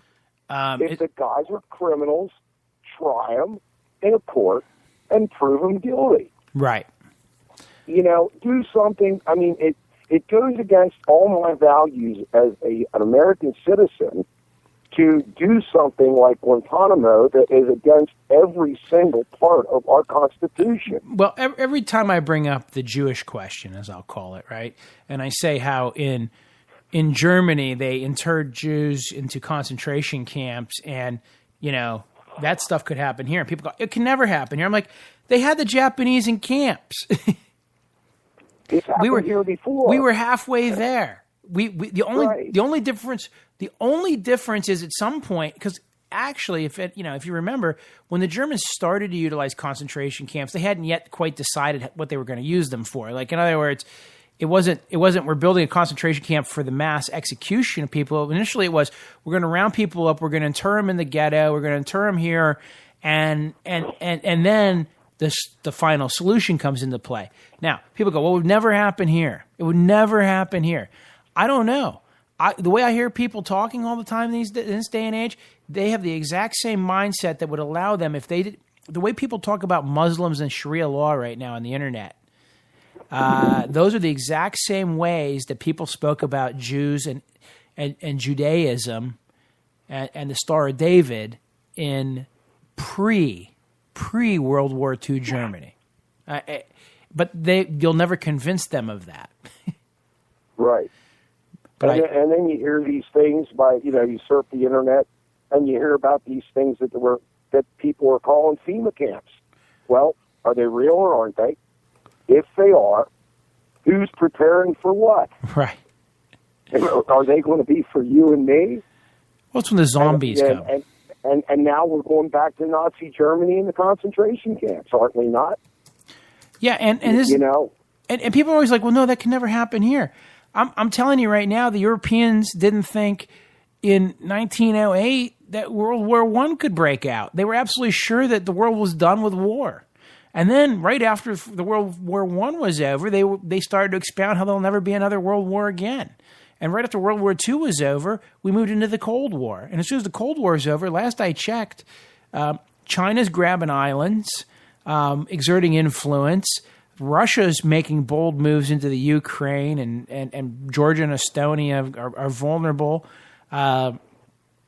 We, the Americans, have been engaged in how many? Almost 15 years of war. I mean, war's not dead. I got another caller coming. I'm going to try to add him here to the call here. So let's see if this works. Okay, I should have both of you guys on. You got both on line now. I think you're both on. Caller number 2. Where are you from? Oh, hello, Carl. Yeah. Hey, Carl, this is Don Stevens. How are you, buddy? Hey, Don, you made it. Oh, my God. We were wondering what happened to you. Yeah, I can tell you were concerned. I was. I felt bad. Well, your daughter's been hyping you on Facebook all day. She's probably got. I probably have 50 extra listeners just who wanted to hear what you had to say. So, what do you think? What do you think's going on? Well, if you were following Facebook today, you know what my feeling is on that. Well, no, go ahead. Tell me. I mean, the other callers might not. Now, we weren't all reading your Facebook post religiously. I think Obama did the right thing, just like you said. I can't believe we're crawling into bed together on this issue. I just feel like this was one of the times when I could actually be like, hey, my president did the right thing for a change, based on how I view the world. And instead, I find that I'm supposed to be foaming at the mouth, going, he traded the world's most dangerous terrorist for a traitor. Well, I don't know if those guys are the most dangerous anymore. Yeah, and I like my own theory. It's controversial with you, Carl, because we agree. I mean, everything you've said so far, I totally agree with you. And really, I really believe this, and I use this example, and I use it again. The 1 million gallons of sewage. There's 1 million gallons of sewage, and you add 5 more gallons to it. Does it make a damn bit of difference? Does it make a damn bit of difference? You like that analogy. This is the third time you've used it. Yeah, I know. I do like it. I do like it because... But it's such a great analogy. You know what I mean? When it's good, go with it. Yeah. Why change it? Just repeat it. Well, I feel like it fits the description because that's how I feel about those guys. Let me tell you something, and I want to make this damn clear. When those bastards attacked America, and who's those bastards? It's not the Taliban. It was Al-Qaeda, actually. It's just the Taliban's sin, if you remember, was to not give up Al-Qaeda when we asked them to. U.S. was happy with the Taliban in the sense that we gave them $40 million in 2001. In May of 2001, we gave $41 million to the Taliban, okay? So let's just talk honestly about the history of the United States and the Taliban.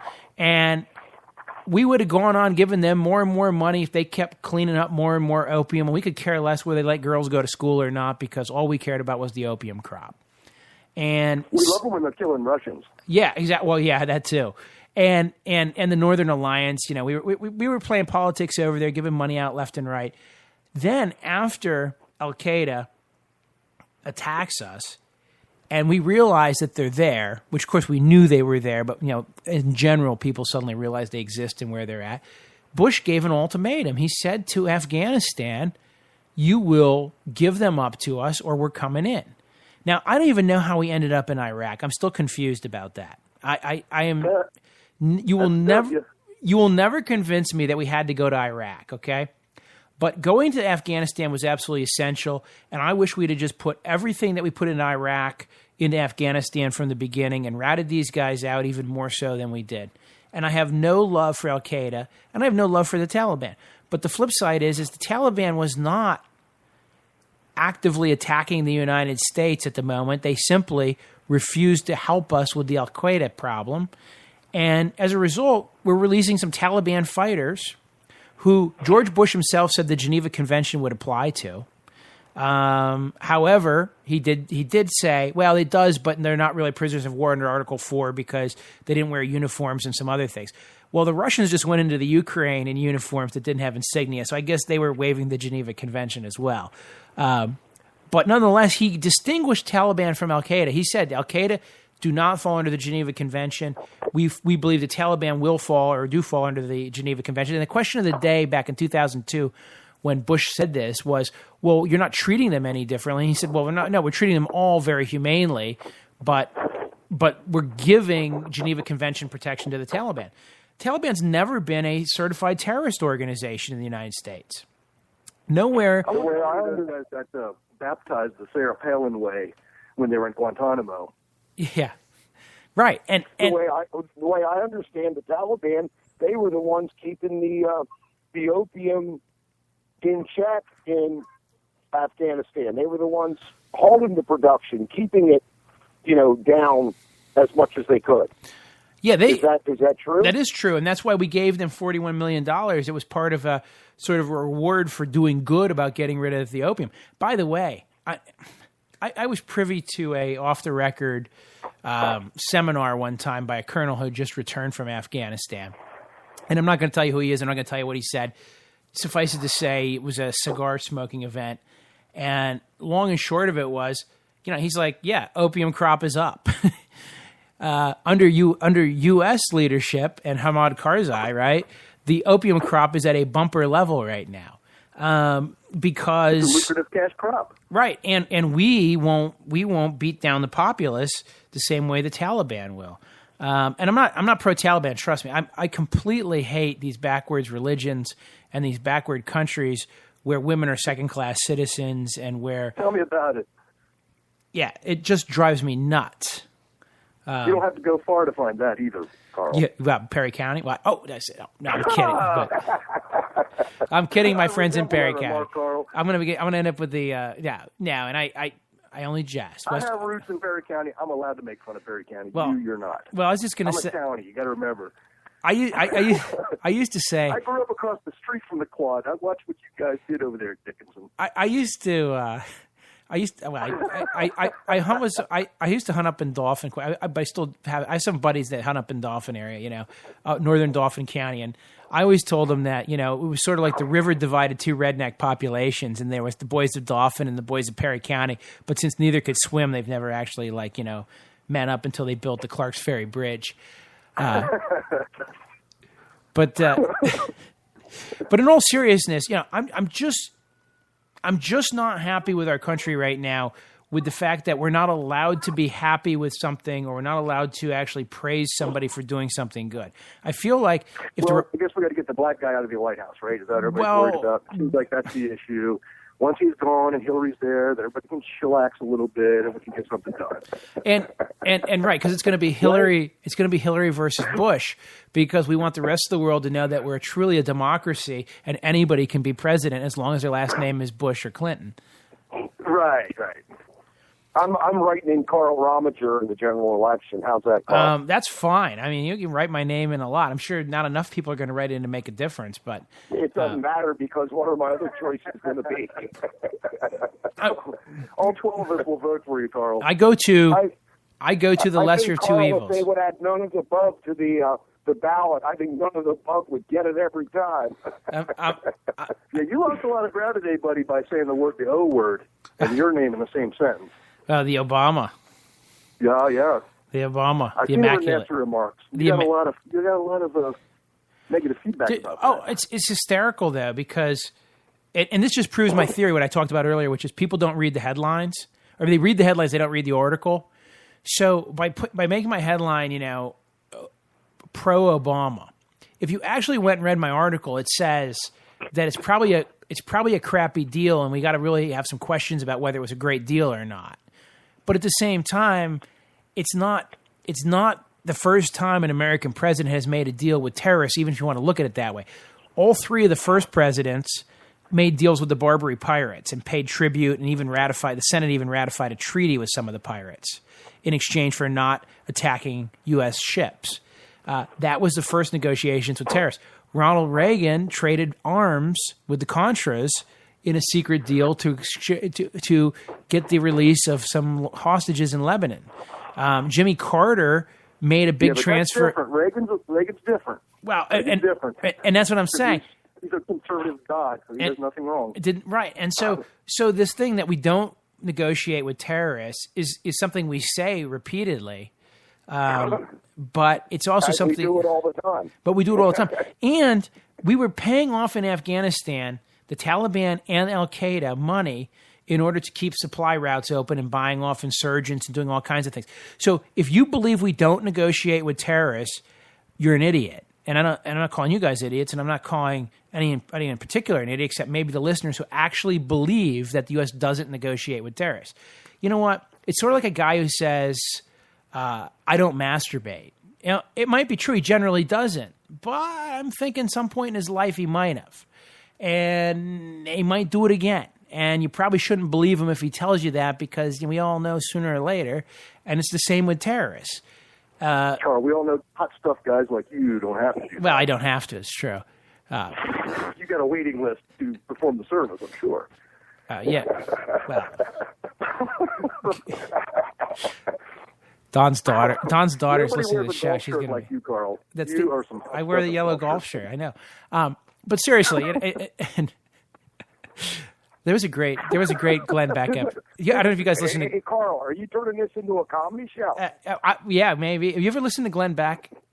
There was a great. That's a comedy show. Well, there was a great episode of Glenn Beck, because Glenn Beck did this whole thing on giving up pornography, and so some guy slid in as a caller, and he did this whole thing like thanking Glenn for helping him give up pornography for 2 months, and he did this whole thing about it. And Glenn's all serious, and then at the end he goes, because let me tell you what, when I finally went back to it, man, that was the best day of my life.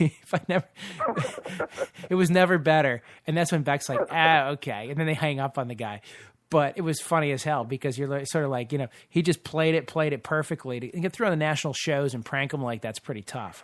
If you want to prank me on this show, with a Baba Booey or something, it wouldn't be that hard, I'm sure. Because I have to run. I spent a lot of hours listening to Howard Stern. Yeah, I don't think. If I could get, that's not quality entertainment. Yeah, if I could get, not like the Carl Rominger show. If I could get, if I could get a comedian in here and a couple strippers, I'm sure the show would be a lot more interesting. You should get the Hawaiian guy on. Actually, funny as hell. Actually, that reminds. Wow, I never realized he was that intelligent. That reminds me of a joke I can't tell in the air now. Unless that's you and that's your troll name there, Carl. All right. And listen, I have enjoyed stirring them up on the internet a little bit. But, and I'll go back to all seriousness. They really, really, really just read the headline and get all upset. And they get all, uptight about, he's a pro-Obama guy. And I'm sort of like, if you go to the carlrominger.com website, what you're going to read is, I hate global warming. I think it's all BS. I hate the Health Care Act. I think the government's always lying to us. I think we should be libertarian. And yes, I happen to think that Obama doesn't deserve to get stabbed on an issue where he probably did what's ultimately the pragmatically right thing, although it wasn't a great deal on its merits. It's probably systemically the right thing to do. But they don't read all that. They don't look at that. They just go, oh, you're some douchebag that just wants to cover up for Obama. Yes, Obama, Barack Hussein Obama. Where you live, that's how people think about things like that. I don't want to cover for Obama. I want to cover up for Barack Hussein Obama, because that sounds like a Muslim name, and Hussein, that's great. This is all part of the Muslim Brotherhood conspiracy that that they're taking over the country. Because there's a website I saw like where they posted like creeping Sharia, you know, and they're like, the Muslim community in Hagerstown continues to grow, and I'm like, oh my goodness gracious me. Well, to be honest with you, I think it's about education, a lot of it, because a lot of people aren't exposed to people from other cultures, so they tend to believe what they're told. I'm going to give you an example. I grew up in a small town, okay, really rural town, little tiny town, Brockton, New York. And when I was a kid, the state of New York announced they were going to build a prison. And they sent the solicitor. This is how small of a town it was. They literally took the solicitor and said, go to Albany and ask for the prison. Now, when they go to build a prison somewhere, everybody screams and yells and says, not in my backyard. Well, dutifully, the solicitor shows up in Albany and says, we want the prison. And they're like, oh, you want it? Okay, done. Done, you can have it. Because we needed some economy. But here's the interesting side effect. It's an all-white rural town, right? And then they bring in a prison with about 800 African Americans in it, roughly, maybe 100 white guys. And then all the guards were Hispanic. And so when they came, it was a boot camp prison. And they do work all around the town. So they bring out these work crews of like 8 guys with a couple guards, and they would be doing work. But it's all boot camp. It was original Lakeview Shock. It's the original New York State boot camp program. And I said to somebody later in life, I said, when I grew up, you get an interesting view of the world. I live in a little town that was all white, but there were guys in uniforms who were clearly prisoners, who were all black, guarded by Hispanic guys in a different colored uniform, better looking uniform, who would guard them while they worked and sweep the streets and did all the like work crew stuff that they don't do that stuff anymore, but they used to do. And I said, you could get a really warped view of reality. The white people are on one side of the fence. The black people come out of the fence to clean your yard or clean your streets. And the Hispanic guys are somewhere in between because they're the ones that are allowed to guard them and have now started to buy some houses in the town. Because that would be the racial view of the world you would have if that's all you ever saw. I was fortunate enough to go to a liberal arts college and get a little bit of an education and realize that, that wasn't the real world, so to speak. But you can see how people's experiences form it. And you're right, Don. I mean, there are people who literally believe, that the world is like them. And actually, most people are guilty of this. We all think that the world's like us. So if your family gets together for Christmas, you just sort of assume most people get together for Christmas.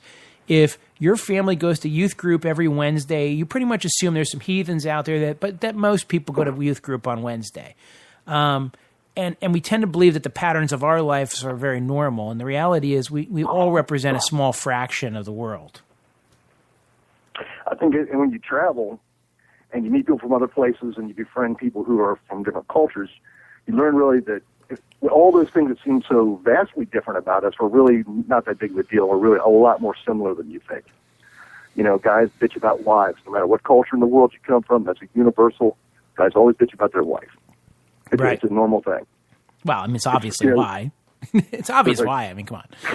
It comes with the equipment. But relationships are hard, And I don't want to exclude anybody because now I know it's not. There's what I want to say. There's a new realm of sexual acceptance we have to experience.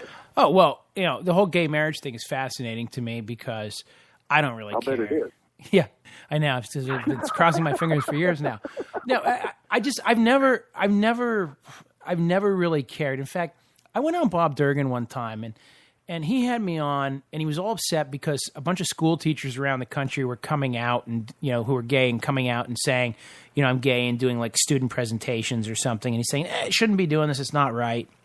And I don't know if I sided with him or I just wasn't vociferously opposed to his position or whatever. And a good friend of mine who's gay stopped me and he said, Carl, let me tell you something. He goes, I heard you on the radio the other day. And he goes, I'm not usually upset about what you have to say. He's like, but I was a little disappointed in you that you didn't defend that. And I'm kind of like, well, I don't know what you're talking about. He's like, well, let me tell you what it's about. He said, the teachers, this was a thing that amongst the gay teachers, they decided to come out in the high schools and come out as gay to help the kids, because there's a really high suicide rate amongst gay teenagers because of the pressures and the problems they have. And so they decided to do this as a way so that by coming out in your school, you're basically saying to the student body, if you want to pick on Bobby because he's gay or Susie because she's a lesbian or whatever, then remember I'm gay too. And it was a way to sort of normalize it. And that's what Bob Durgan was upset about. But my friend said it wasn't designed, they weren't doing it because it was a gay pride, we're going to shove it in your face. It was because they realized that kids lived in a world where they didn't think any of the teachers were gay because the teachers weren't coming out in the normal school environment because that wasn't accepted previously. And I went back on education. Yeah, and I went back on the air and I had time with Bob, and I said, Bob, I want to just talk about this a little bit, and corrected the record just to say, a friend of mine told me this is why this is. And to me, I've never really cared about it, but I understand the argument. You have to draw the line somewhere. So that's why I'm always fascinated by people who are always so sure where the line can be drawn. I'm never so sure where to draw the line.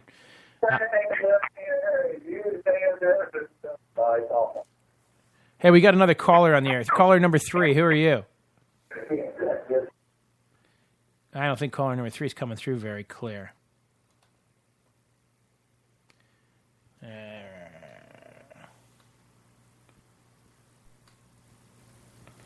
My call's on hold. Does anybody know anything about this Skype thing? No, me either. Okay, caller number 3, you there? You there? No. Did I lose them all? It's impossible. Callers, are you there? Hello? Yeah, you're on the air. Oh, okay. It's me again. Oh, is it you, Don? You're having some technical difficulties there, buddy. I think you need an assistant. Well, at some point I do. I don't know, this thing with Skype, sometimes you try to add 3 calls, and the other guy was, I don't know, hopefully he'll call back. But this is good. The call volume builds. Let me tell you what's going to happen, Don. As the call volume builds, it's going to justify, getting, Avery over here to run the other laptop or something. You know what I'm saying? She'd probably accept payment for that. Yeah.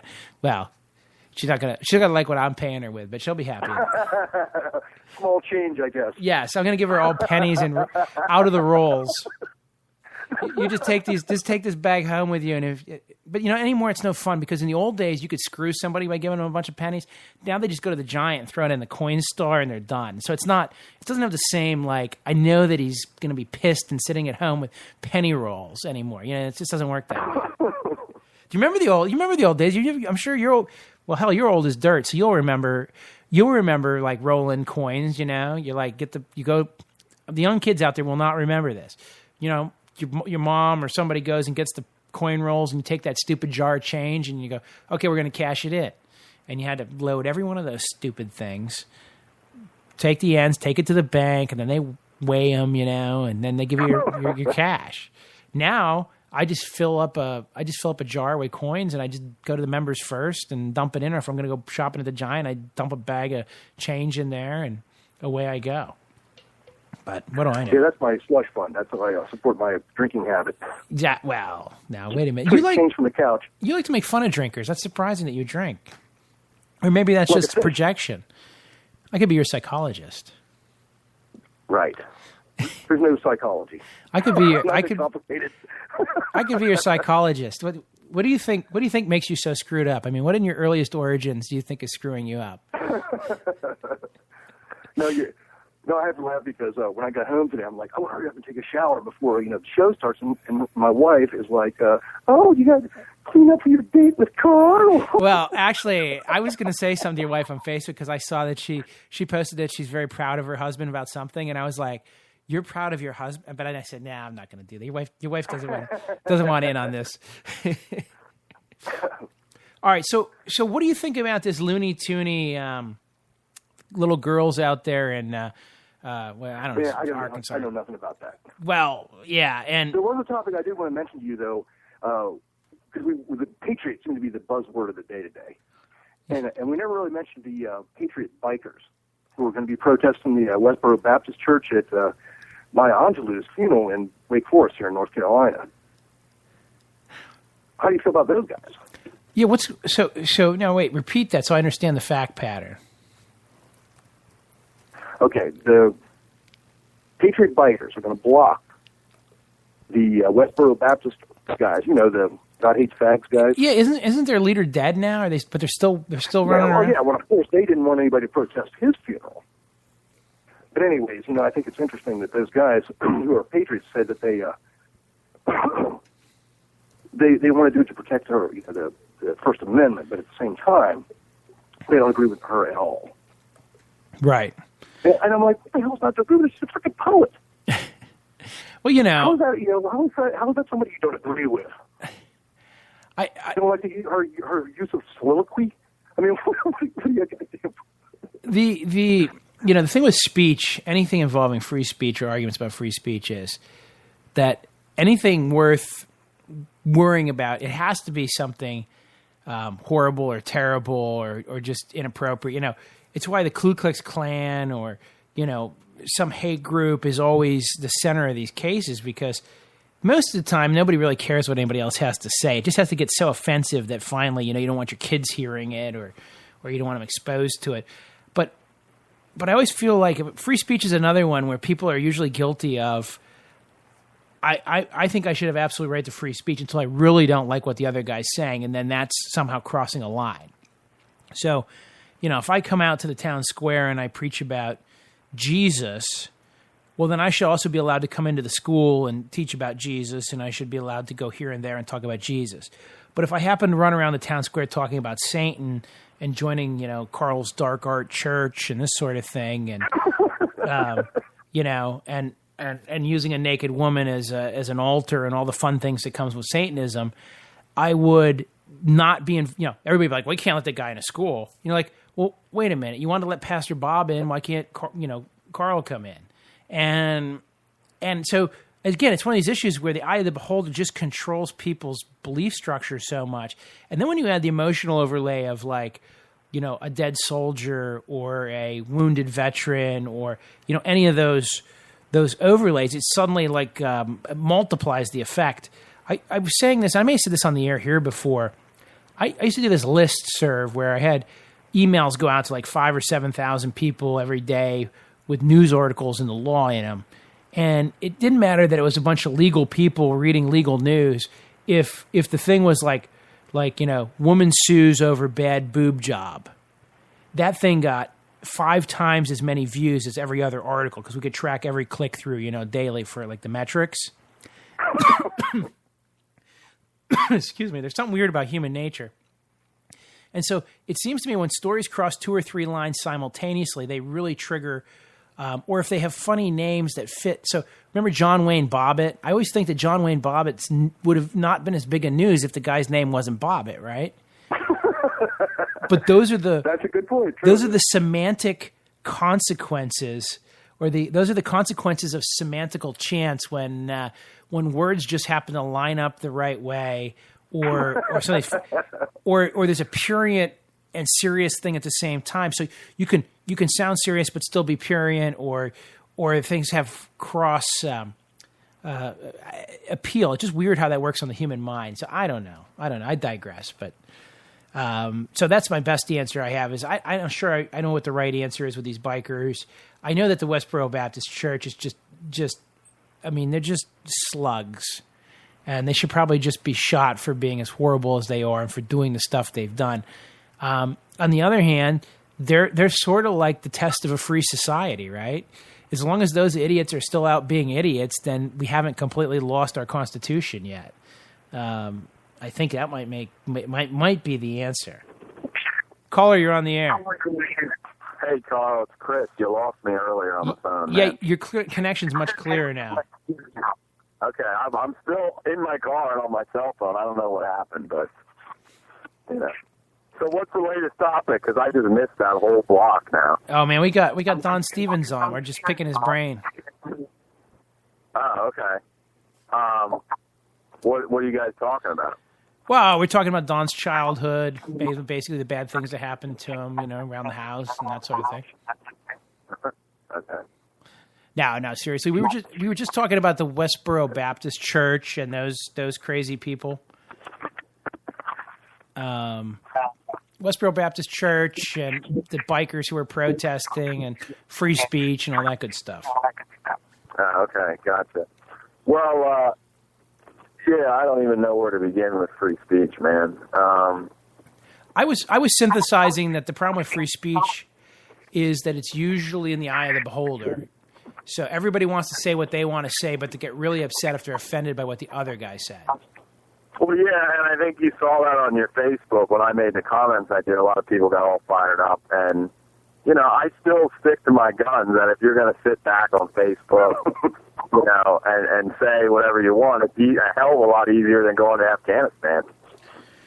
Yeah, well, let me tell you something. People love to say whatever pops into their head, and they love to be great vibrato, but it's easy to throw one-liners at it. It's a lot different to actually go and do something. And I'll say the same. I mean, I haven't been to Afghanistan, and I haven't put myself in harm's way in the same way. So I'm not going to judge the reactions of those who've actually been there. And I'm not also going to... And Bo, at least he took the step to volunteer to go over there. Maybe he got over there. He didn't like what he saw. He got disenfranchised. He seems like he's a little off because they said he tried to seek the Taliban out to talk to them unarmed, which just doesn't even... That's just crazy, right? So I question the mental stability of the guy, really. Yeah, and people will go, well, that doesn't matter. And I'm going to be like, well, dude, we're spending $1 billion working on PTSD issues and working on all the mental problems that soldiers develop because of the stresses of combat. It's conceivable he could have had one while he was still over there. Yeah, I mean, people talk about the war price tag of $3 trillion. That's just the front end, the war, the troops, paying the troops, the machinery. But when you look at the VA on the back end of it, that price tag's got to grow, and I don't even know if you can even get a true cost on that, It's also more complicated because people who survive today combat have much more complicated long-term injuries in a lot of ways. So even though we've gotten better at fixing people up, we're also bringing home and keeping people alive who wouldn't have traditionally, and therefore the long-term costs are not going to be like Vietnam. They're going to be astronomical. Right. So I don't know. I do not know. So let me just recap the 2-hour show here. Chris, do you have me on speakerphone? Yeah, I do. Can you put me off speakerphone because I'm getting the feedback? Yeah, sure. Let me take you off. Yeah, we make. All right, I took you off. Yeah, see, now we're not getting the feedback. Perfect. Because otherwise, I'm getting feedback in my ear, and it makes it tough for me. These connections. And Don, you're back with us? I'm here. Okay. Let me explain to you guys what's going on here. I got 2 laptops. I got a microphone, a mixing board. I got cords running all over the place. It took me forever to get this damn thing to run straight. But even then, and it was the same even with the WHP Clear Channel equipment, okay? A person with a frickin' speakerphone or a little old lady in front of her TV or just a bad phone line connection, and the whole thing gets all garbly, and then it feeds back weird. And so, Chris, what was happening is your Skype is feeding back a little like a echo or something. I'll have to listen to the playback later and see if it even shows up or if it just shows up in my earphones. Because the Skype connection runs. So you have 2 laptops, and you take the out from the Skype laptop into the mixing board, okay? And then I have a separate microphone besides the one I'm broadcasting from that goes back into the Skype. So you're hearing me through a boom mic that hangs off my headphones, okay? But the rest of the world is actually hearing me through a very high-quality microphone that's actually behind a puff screen. And then that all feeds into the mixing board. It all gets mixed and then comes to my earphones, but also simultaneously goes into the separate laptop, okay, that then pumps it up through Spreaker. So it works pretty well, but it's temperamental. But it's just funny that even with the best equipment, it's temperamental. But I knew you were on speakerphone only because I recognize that it creates some kind of little and I think the term there's a term for this polymorphic mics, or I forget, but a lot of speakerphones, when you talk, it turns the sound off, and when you're not talking, your speaker turns back on to prevent feedback. But that creates a little clip in the sound that creates these problems, which is why I knew you were on speakerphone. Why I was getting this little echo in my headset, and I'm just not sure if it's going out to the live feed or not. But it also kind of drives me nuts because I'm trying to think hard, and like I have to field your guys' questions. I have to debate with you. People are calling me assholes and douchebags, and I'm, and then all of a sudden in your head, there's a lot of those. Yeah, I know, and right, I know, and then in your head you're getting this little feedback is even more irritating, and then you just want to break something, and if you break anything here, the whole equipment, this equipment is not very expensive, but it just would be impossible to put back together. By the way, I want to let you guys know, I have been drinking 7 Gates Pale Ale by Springhouse Brewing Company. They're not a sponsor. They are not a sponsor. By the way, let me tell you who I want to get as a sponsor, and I'm working on this right now. One Wipe Charlie's. If I could get One Wipe Charlie's as a sponsor of the show, I'd be the happiest man in the world. I would have all the One Wipe Charlie's I could use. Think about how happy I would be. Imagine that. Yeah, you guys familiar with One Wipe? Are you guys the only people? You know, if you really want to know what a One Wipe Charlie is, and this will be a good test of anybody out there whether they're listening to the show or not. If you don't know what a One Wipe Charlie is, go to that dollarshaveclub.com, the guy that's advertising all over the place for the dollar shaves where they send you the razor blades. And he sells One Wipe Charlies. That's one of his other 5 products besides the razor blades. But if you look that up, you'll understand why I think it would be so awesome to have One Wipe Charlies as the official sponsor of the show. Because, I mean, anyhow, that's just my own personal weird sense of humor. But it is weird. But it is funny.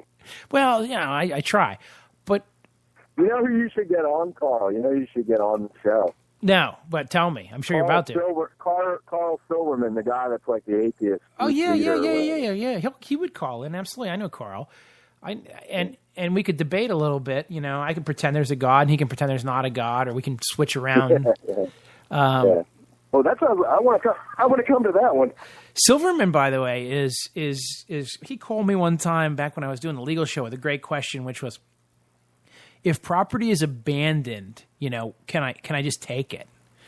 And I'm like, well, actually, under the statute, if property is abandoned, you have to, give it to the authorities. You know, you say I found this. I've seen like at different casinos in the paper, like if somebody loses a ticket for like their money on it, and you just pick it up, that's theft, and you get charged with that. Yes. So here's how I came up with that, because this just shows where Silverman's like a genius, because he was thinking about this.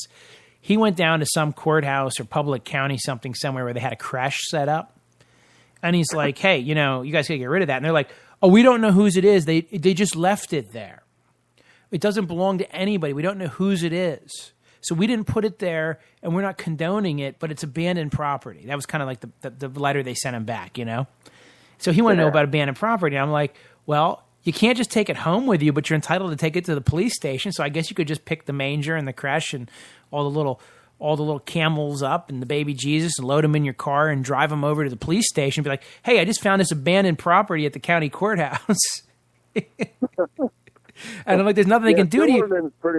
Silverman's pretty good. He seems like he's almost like a lawyer himself or something. Yeah, he's not a lawyer, and I don't mean it in a bad way, but yeah, no, he's a thinker. I mean, he really is. He's a free thinker, I guess they call themselves. He's a thinker. He'll put some thought into it. Another thing, and I have a buddy that hates him, by the way. I mean, hates him with a passion. He's like, I hate that guy with a passion. Is it Ken Matthews? Because Ken Matthews hates everybody. Well, And he says, I hate that guy with a passion. I hate the guy with a passion. He goes, he never dresses up like a Muslim. I'm like, well, that's not technically true, Chris.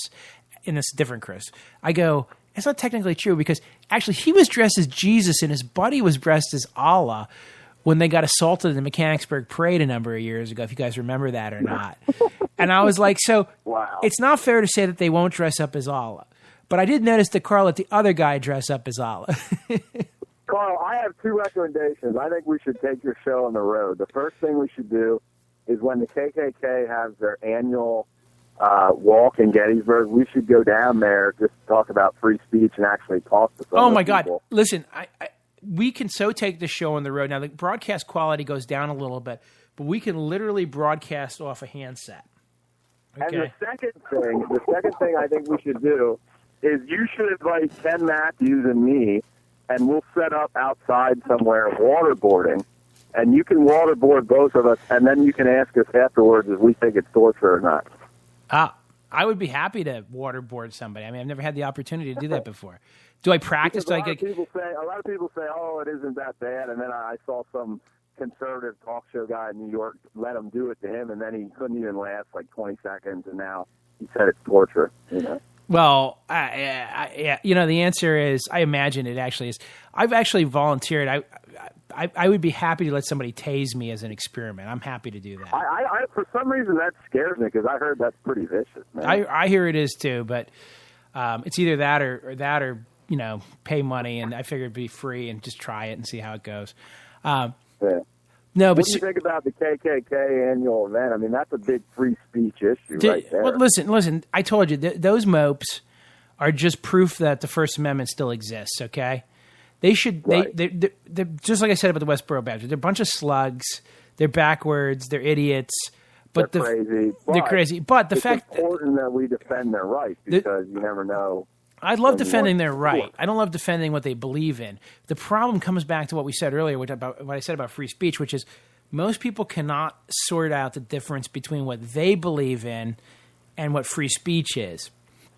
If it's offensive to you, if it's offensive to everybody you know, if it's like makes you want to cry, that doesn't mean it's inappropriate speech.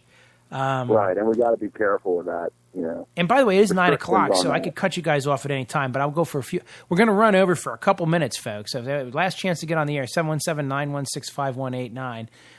Let me just tell you something. It's like this Washington Redskin thing, the most made-up crap in the history of the world. They do a survey of 1,000 Indians or Native Americans or whatever the hell Redskins, whatever I'm supposed to call Native Americans, and 900 of them tell 900. You can't get 90% of anybody to say. You can't get 90% of Americans to agree on anything. I mean, you know what I'm saying? you can ask a survey about, what color should we paint, and you're going to get 60-40. You get a really big consensus. You're going to get 80-20. Amongst Native Americans, 90% are like, I don't think there's anything offensive about Redskins at all. Well, I didn't even understand what the controversy was. Just the name that people don't like. It's derogatory to Native Americans. It talks about, because you can't have the Blackskins, right? I mean, if the team was called the Blackskins, people are like, you can't put shoe. Remember when Ted Danson put shoe polish on, right, and went in blackface, like. I don't know. Every decade or so, a celebrity goes in blackface, and you're supposed to know since like 1953 or something. You're not allowed to do that anymore. But Ted Danson and Whoopi Goldberg show up, and I guess Ted was in blackface. I don't remember if she was in whiteface or not. But that was a big controversy. Well, we can't have blackskins. You can't cross the lines. In the old days in the movies, right? They used to have what was it? Not Charlie Chaplin. I'm thinking of. Who was the detective with the number one son? Charlie Chan, or what's his name? The detective with number one son. Yeah. And he wasn't, they weren't actually Asian, right? Because they would have all these actors playing Asians. Or if you watch the old The Good Earth by Pearl S. Buck, but the movie version of it, all the Asian guys are played by white guys because there were no Asian actors apparently in Hollywood at one point. So these things are frowned on. So somehow the Redskins runs afoul of this as well, even though nobody really cares, except some political do-gooders who think we don't know what we're talking about. Yeah, I mean, I haven't researched it enough.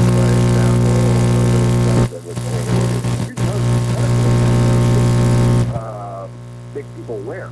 Right. I'm getting some kind of idea that names can be derogatory and be hurtful to people. The other thing when you were talking